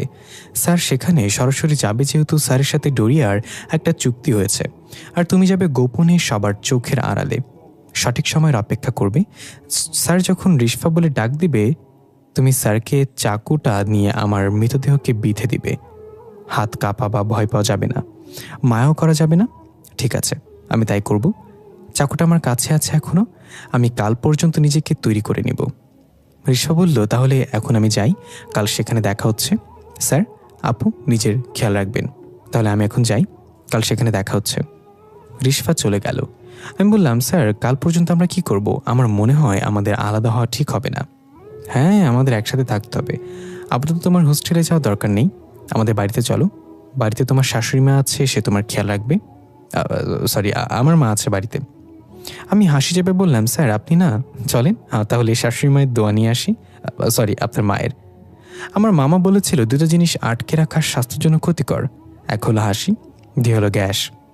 তাই মুখে হাসি আটকে রেখে বাইরে আসতে দাও। মন খুলে হাসো, কষ্টের সময় হাসি তোমাকে নতুন করে বাঁচার পথ দেখাবে। দুজনেই হাসতে হাসতে হাঁটতে লাগলাম। সত্যি, জীবন কখন কোন দিকে মোড় নেয় তা বোঝা মুশকিল। কয়েকদিন আগেও ভাবতাম আমার জীবনের কোনো লক্ষ্য নেই, যেভাবে চলছে চলতে থাক। কিন্তু এই কয়েকদিনে সব কিছু যেন বদলে গেল। আমার বোনের দেখা পেলাম, আমার মায়ের কথা জানতে পারলাম, আর বিশেষ করে এমন একজন মানুষের সাথে পরিচয় হলো যে কখনো আমার মন খারাপ হওয়ার সময় দিবে না, আমার হাসিটা কখনো হারিয়ে যেতে দেবে না। স্যারের বাড়িতে আসলাম, তার মায়ের সাথে দেখা করলাম। আমাকে এতটা আপন করে নিবে ভাবতে পারিনি। নিজের মেয়ের মতো আমাকে বরণ করে নিয়েছে। মায়ের আদর বোধহয় এমনই হয়। আমাকে তার নিজ হাতে খাইয়ে দিল, চুলে তেল দিয়ে খুব সুন্দর করে চুল বেঁধে দিল। লুকিয়ে অনেকক্ষণ কান্না করলাম। ছোটবেলা থেকে অযত্নে বেড়ে ওঠা একটা মানুষের কাছে এই ভালোবাসা অনেক বড় উপহার। আমি স্যারের মাকে জিজ্ঞাসা করলাম, আচ্ছা আন্টি, গালিব স্যার যে কোথায় যায়, কি করে বেড়ায়, সেটা কি আপনি চিন্তা করেন না? আন্টি বলল, গালিবকে আমি আমার নিজের আদর্শে বড় করেছি মা। ও যদি বছরখানেকের জন্য বাসায় না ফিরে আমার চিন্তা হয় না, কারণ আমি জানি গালিব কখনো কোনো অন্যায় কাজ করবে না আর মানুষের বিপদে নিজের জীবন উৎসর্গ করে দিবে। সত্যি পথে থাকতে গিয়ে যদি ওর মৃত্যু হয় আমি ওর জন্য গর্ব করব। সেদিন অনেক কথা হলো আন্টির সাথে, অনেক আড্ডা দিলাম আমরা তিনজন। আমার জীবনের সেরা মুহূর্ত ছিল ওই সময়টা। পরের দিন রাতে আমরা বের হলাম আমাদের কাজে। আন্টি বলল, এত রাতে আবার কি কাজ তোদের? স্যার বলল, রাতের কাজ রাতেই করতে হয় মা, তুমি চিন্তা করো না, কাল সকালে ফিরে আসব। রাত তখন প্রায় 12:30। পুরো এলাকা নিস্তব্ধতায় ঘেরা, একটা ঝিঝি পোকার ডাকও কানে আসছে না। আমরা পৌঁছে দেখলাম চারিদিকে আগুনের মশাল লাগানো। দূর থেকেই দেখতে পেলাম রিশফার কবরের পাশে অনেক মানুষের ভিড়। মানুষ বললে ভুল হবে, তার অন্য মেহমান তারা। সবাই মাথা নিচু করে কি যেন বিড়বিড় করে বলে যাচ্ছে। তার সামনে ডোরিয়া বড় একটা সিংহাসনে বসে আছে চোখ বন্ধ করে। স্যার বলল, তুমি এখানে লুকিয়ে থাকো, আমি ডাক দিলে চলে আসবে, আর চারিদিকে খেয়াল রেখো। এই বলে স্যার সেখানে চলে এলো। এতগুলো শয়তানের মাঝে স্যার বুক ফুলে যাচ্ছে, ভাবতেই গায়ে কাঁটা দিচ্ছে। হঠাৎ রিশফা বাতাসের মতো এসে স্যারের সাথে সাথে হাঁটতে লাগলো। গালিব স্যার বলল, কি করতে হবে তা তোমার আপুকে বুঝিয়ে দিয়ে এসেছি, এখন যা করা লাগবে আমি করব, তুমি এখানে কেন আসলে? ডোরিয়া দেখলে সমস্যা হয়ে যাবে। রিশফা বলল, চিন্তা করবেন না স্যার, আপনি ছাড়া এখানে কেউ আমাকে দেখতে পাবে না, এমনকি ডোরিয়াও না। শক্তি আমারও কিছু আছে, সেটা আজ দেখানোর সময়। স্যার, আমি আপনার শরীরে প্রবেশ করবো এখন, আপনার অনেক কষ্ট হবে কিন্তু সহ্য করতে হবে। এই বলে রিশফা স্যারের শরীরে মিশে গেল। স্যার চিৎকার দিয়ে বসে গেল মাথা নিচু করে। স্যারের চিৎকারে ডোরিয়া এবং তার সঙ্গীদের ধ্যান ভেঙে গেল। ডোরিয়া বলল, এসে গিয়েছিস আত্মা দেওয়ার জন্য, এবার তুই হেরে যাবি সেটা জেনেও এই খেলা অংশগ্রহণ করেছিস। ওখানে বসে আছিস কেন? এই আগুনের বৃত্তের ভেতরে এসে বস, এত আয়োজন শুধু তোরই জন্য। স্যার কোনো কথা বলছে না, নড়াচড়াও করছে না, শুধু মাথা নিচু করে বসে আছে মূর্তির মতো। ডোরিয়া চিৎকার করে বলল, তুই আসবি এখানে নাকি আমরা তোকে টেনে হেঁচড়ে নিয়ে আসবো? এবার স্যারের কোনো সারা শব্দ নেই। স্যারের কোনো সারা শব্দ না পেয়ে ডোরিয়া তার এক অনুসারীকে হাতের ইশারায় বলল, ওকে এখানে এনে আগুনের বৃত্তের মাঝে বসিয়ে দে। ডোরিয়া অনুসারী আদেশ শুনে সাথে সাথে স্যারের দিকে এগিয়ে এলো। স্যার এখনো মাথা নিচু করে বসে আছে। সে এসে স্যারের কাঁধে হাত রাখতেই তার পুরো শরীর আগুন ধরে গেল, আর চিৎকার করতে করতে এক পর্যায়ে বাতাসে মিশে গেল। এটা দেখে ডোরিয়া বসা থেকে উঠে দাঁড়িয়ে গেল, ভয়ার্ত দৃষ্টিতে স্যারের দিকে তাকিয়ে আছে। হয়তো ডোরিয়া বুঝতে পারছে না এটা কিভাবে হলো। হঠাৎ স্যার ধীরে ধীরে উঠে দাঁড়িয়ে মাথায় 2টা থাপ্পড় দিয়ে ডোরিয়ার দিকে তাকালো। স্যারের চোখে তখন কোনো মনি ছিল না, ধবধবে সাদা, আর মনে হচ্ছিল যেন তার চোখ থেকে আলো বেরোচ্ছে। ডোরিয়া বুঝতে পারল রিশফা স্যারের শরীরকে বেশ অবশ বশ করে নিয়েছে। তাই ডোরিয়া হাসতে হাসতে তার সিংহাসনে বসে বলল, রিশফা রিশফা রিশফা, তুই কি ভেবেছিস গালিবের শরীরে প্রবেশ করে আমাকে হারিয়ে দিবি? আমি ডোরিয়া, তোদের মতো হাজার অশুভ আত্মার মুনিব আমি। কিন্তু এই গালিবের জন্য আমি এখনও তোকে সঠিকভাবে বন্দি করতে পারিনি। আজ তোর আর তোর স্যারের শেষ দিন, দেখি কতক্ষণ লড়াই করতে পারোস। গালিব স্যার ঝাঁঝালো কণ্ঠে বলল, তুই ডোরিয়া হলেও তোর স্মৃতিশক্তি খুবই দুর্বল। তোকে আগে বলেছিলাম বিজয়ের উল্লাস খুব তাড়াতাড়ি করতে নেই, এখন দেখ আমি কি করি। এই বলে গালিব স্যার ডোরিয়ার দিকে বাড়াতে লাগলো। ডোরিয়া অনুসারীরা এক এক করে স্যারের সামনে আসতে লাগলো। স্যার যাকে একবার ছুঁয়ে দেয় তার শরীরেই আগুন ধরে যায়। আমি দূরে লুকিয়ে এসব দেখছি আর অপেক্ষা করছি কখন আমাকে ডাক দিবে, কিন্তু এখানে তো রিশফার মৃতদেহ দেখছি না। তাহলে কি ডোরিয়া আমাদের প্ল্যান জেনে গেল? স্যার একটা একটা করে সব শয়তানকে হাওয়ায় মিলিয়ে দিচ্ছিল। হঠাৎ ডোরিয়ার পেছনে বডিগার্ডের মতো দাঁড়িয়ে থাকা 4 জন স্যারের দিকে এগিয়ে আসলো। ডোরিয়া এখনও খুব শান্তভাবে বসে আছে, মনে হচ্ছে যেন তার অন্য কোনো পরিকল্পনা আছে। সে 4 জন এসে স্যারের সামনে দাঁড়ালো। স্যার একজনের গায়ে আঘাত করলো, কিন্তু এবার আর তার শরীরে আগুন জ্বলছে না। এভাবে 4 জনের শরীরেই আঘাত করলো পুরো শক্তি দিয়ে, কিন্তু তারা যেন অন্য কিছু, তাদের কিছুই হচ্ছে না। তাদের মাঝে একজন স্যারকে উপরে তুলে ফুটবলের মতো করে ফেলে দিল, আরেকজন গিয়ে আবার তুলে ডোরিয়ার সামনে এনে ফেললো স্যারকে। স্যার আহত অবস্থায় ডোরিয়ার সামনে মুখ থুবড়ে পড়ে রইল। ডোরিয়া বলল, এইটুকুই করতে পারলি মাত্র? আমি তো ভেবেছিলাম আমার মুখোমুখি হবি, এখন তো দেখি আমার অনুসারীদের সাথেই পেরে উঠলি না। আর যাকে লুকিয়ে রেখে এসেছিস তাকে নিয়ে আসতেও গিয়েছে। এই বলে ডোরিয়া অট্টহাসিতে মেতে উঠল। তার হাসিতে যেন আশেপাশের সব কিছু কেঁপে উঠছে। আমি এখন কি করব? স্যারকে বাঁচাতে এগিয়ে যাব নাকি এখানে দাঁড়িয়ে মজা দেখব? না, আমাকে যেতে হবে এখন, এভাবে এখানে দাঁড়িয়ে থাকা যাবে না। হঠাৎ পেছন থেকে কেউ বলল, এখনো কি দাঁড়িয়ে থাকবি, যা গিয়ে তোর স্যারকে বাঁচা। আমি সাথে সাথে পেছনে তাকিয়ে দেখলাম সেই আবির দাঁড়িয়ে আছে ভয়ঙ্কর চোখে। কিছু বুঝে ওঠার আগেই আবির আমার মাথায় কিছু একটা দিয়ে আঘাত করলো। আমার চোখ ঝাপসা হয়ে মাটিতে লুটিয়ে পড়লাম। যখন হুঁশ আসলো তখন আমি মাটিতে শুয়ে আছি। আস্তে আস্তে চোখ মেলে তাকিয়ে দেখলাম স্যারকে আগুনের বৃত্তের মাঝে শুয়ে দেওয়া হয়েছে। রিশফাকে লোহার খাঁচায় বন্দি করে রাখা হয়েছে, আর বৃত্তের সামনেই রিশফার মৃতদেহ রাখা আছে। ডোরিয়া বৃত্তের সামনে বসে মন্ত্র পড়ছে, আর কয়েকজন বৃত্তের চারপাশে গোল হয়ে দাঁড়িয়ে আছে, তাদের মাঝে আবিরও আছে। আমার হুঁশ এসেছে, কেউ খেয়াল করেনি। আমি চলে গেলাম একটু আগে। স্যার আর আমি যখন এখানে এসেছিলাম তখন স্যার বলল আমাদের পরিকল্পনায় কিছু পরিবর্তন আনতে হবে। রিশফা ডোরিয়ার অনুসারীদের সাথে শক্তিতে পারলেও ডোরিয়ার সাথে পারবে না। আর ডোরিয়া এতটাও বোকা না যে আমাকে আর রিশফাকে বন্দি না করে রিশফার মৃতদেহ এখানে আনবে। আমি আর রিশফা নিজ ইচ্ছাতেই ডোরিয়ার কাছে ধরা দেব, আর তুমি অপেক্ষা করবে রিশফার মৃতদেহ কখন নিয়ে আসে সে। তোমার কাজ তখনই শুরু হবে, যে কোনোভাবেই হোক চাকুটা রিশফার বুকে বেঁধে দিতে হবে। আমি শুয়ে আছি জ্ঞান হারানোর ভান করে। এই আবিরটা আমাদের পরিকল্পনার অংশ ছিল না, তাই তার জন্য আমার কাজটা কঠিন হয়ে গেল, কিন্তু আমি এটা করবই। হঠাৎ খেয়াল করলাম স্যারের শরীর থেকে ধোঁয়া বেরোচ্ছে। ডোরিয়ার মন্ত্র পড়ার গতিও বেড়ে গেল। তার মানে স্যারের আত্মা নিয়ে যাবে ডোরিয়া। আর দেরি করা যাবে না, এখনই আমার কাজ করে দিতে হবে। সবাই চোখ বন্ধ করে নিজেদের ধ্যানে মগ্ন। আমি ধীরে ধীরে কোনো শব্দ না করে উঠে দাঁড়িয়ে চাকুটা বের করে হাতে নিলাম। অপেক্ষা না করে দৌড়ে গিয়ে রিশফার মৃতদেহের পাশে বসে এক ঘায়ে চাকুটা রিশফার বুকে গেঁথে দিলাম। ডোরিয়া চোখ মেলে তাকিয়ে এই দৃশ্য দেখে রাগে অগ্নিশর্মা হয়ে আমাকে হাতের ইশারায় ছুঁড়ে ফেলে দিল। আমি উড়ে গিয়ে গাছের সাথে বাড়ি খেয়ে মুখ থুবড়ে পড়ে রইলাম। ডোরিয়া আশেপাশের সবাই আস্তে আস্তে হাওয়ায় মিলে যেতে লাগলো। আবিরও চিৎকার করতে করতে হাওয়ায় মিলে গেল। বাকি রইল শুধু ডোরিয়া। রাগে ক্ষোভে অপমানে তার সিংহাসনটা উঠিয়ে আমার দিকে ছুঁড়ে মারল। আমি তাড়াতাড়ি করে সরে গেলাম। স্যার এখনও অজ্ঞান অবস্থায় সে বৃত্তে পড়ে আছে। রিশফা লোহার খাঁচা ভেঙে হাসতে হাসতে বের হয়ে এলো। ডোরিয়া আমার দিকে তেড়ে আসতে লাগলো। তখনই রিশফা ডোরিয়ার সামনে এসে দাঁড়িয়ে বলল, তুমি হেরে গেছো ডোরিয়া, এটা মেনে নিয়ে তোমার ওয়াদা মতো এখান থেকে চলে যাও। ডোরিয়া জোরে গর্জন করে সবকিছু কাঁপিয়ে দিল।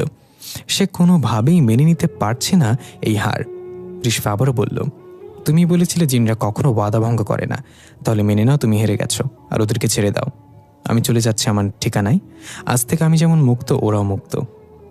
ডোরিয়া এবার শান্ত হল এবং বলল, ঠিক আছে, আমি আমার কথা রাখবো, চলে যাচ্ছি, আর কখনো ওদের বিরক্ত করব না। সবাই জানবেই ডোরিয়া তার ওয়াদা ভঙ্গ করে না। এই বলে ডোরিয়াও হাওয়ায় মিলিয়ে গেল। আমি দৌড়ে গেলাম সব স্যারের কাছে। স্যার ওঠেন প্লিজ, আমরা আমাদের কাজ সম্পন্ন করেছি, ডোরিয়া চলে গিয়েছে, স্যার ওঠেন প্লিজ, স্যার বেঁচে থাকেন আমার জন্য। রিশফা বলল, আপু তুমি স্যারের বুকে চাপ দাও, তার নিঃশ্বাস আটকে আছে। আমি রিশফার কথা মতো স্যারের বুকে কয়েকবার চাপ দিতেই স্যারের হুঁশ আসলো এবং নিঃশ্বাস নিতে লাগলো। আমি খুশি হয়ে রিশফাকে বললাম, স্যারের জ্ঞান ফিরে এসছে রিশফা। দেখলাম রিশফার মুখটা একটু মলিন। স্যার বললো, বেহুশ অবস্থায় আমাকে কিস্টিস করোনি তো, আবার মুখে কেমন মিষ্টি মিষ্টি লাগছে। রিশফা আমি দুজনেই হেসে দিলাম স্যারের কথা শুনে। এবার রিশফার বিদায় নেবার পালা। যাওয়ার সময় রিশফা একটা শুকনো হাসিতে বলল, আপু আমার স্যারকে তোমার জিম্মায় রেখে গেলাম, দেখে রেখো। আর সত্যি অনেক মানিয়েছে দুজনকে। রিশফার এই শুকনো হাসির মাঝে কিছু একটা না পাওয়ার কষ্ট ভেসে উঠছে স্পষ্ট। আমি বুঝলাম রিশফার কষ্টটা আসলে কোথায়। কিছু করার নেই, হয়তো এভাবেই লেখা ছিল আমাদের কপালে। স্যার রিশফাকে বলল, হয়তো আর কখনো দেখা হবে না, যেখানে যাবে ভালো থেকো। এই স্বার্থের পৃথিবী তোমাকে বিদায় দিয়েছে ঠিকই, কিন্তু আমার সব সময় তোমাকে মনে রাখবো। বোনটাকে বিদায় দিলাম চোখের পানিতে, যদি সম্ভব হতো রেখে দিতাম, কিন্তু আমরা প্রকৃতির বিরুদ্ধে যেতে পারি না। রিশফাও হাসি মুখে হাত নাড়িয়ে চলে গেল আলোর মতো। আমি বললাম, এবার কি স্যার, কোথায় যাচ্ছি আমরা? কোথায় আর যাবে, আমি আমার বাসায় আর তুমি কারোর না কারোর বাসায়। এটা কেমন কথা? আমি জানি আপনি আমাকে পছন্দ করেন, আর আপনার মা তো আমাকে বৌমা হিসেবে মেনে নিয়েছে, তাহলে এখন আমাকে হাঁটু গেড়ে বসে প্রপোজ করবেন? পাগলা কারোতে সিট বুকিং দেবো নাকি? পাগল হয়ে গেছো তুমি? আমি তোমাকে প্রপোজ করব কোন কষ্টে? আর তুমি যে আমাকে পছন্দ করো সেটা আমি জানি না মনে করেছ, তাই তুমি হাঁটু গেড়ে বসে আমাকে প্রপোজ করবে? আমি মুখ বাঁকিয়ে বললাম, আমার ঠেকা পড়েছে আপনাকে প্রপোজ করতে। এই বলে একটু অভিমান দেখিয়ে হাঁটা দিলাম সামনে। পেছন থেকে স্যার ডাক দিল, রিশফা। আমি তাকে দেখলাম স্যার একটা সুন্দর আংটি হাতে হাঁটু গেড়ে বসে আছে। আমি মুখে হাত দিয়ে প্রায় কেঁদে দিলাম। স্যার বলল, রিশফা তুমি কি আমার সাথে এক বিছানায় বুড়ো হবে? আমি দৌড়ে গেলাম স্যারের কাছে, হাত বাড়িয়ে দিয়ে বললাম, আমি হব। স্যার আমার হাতে আংটিটা পরিয়ে দিয়ে বলল, এটা তোমার মা তোমার জন্য রেখে গিয়েছিল। রিশফা আমাকে দিয়ে বলেছিল সঠিক সময়ে আংটিটা তোমার হাতে পরিয়ে দিতে, আর এখনই সেই সঠিক সময়। আমি স্যারকে জড়িয়ে ধরে বললাম, আপনি আমার জীবনের সেরা উপহার।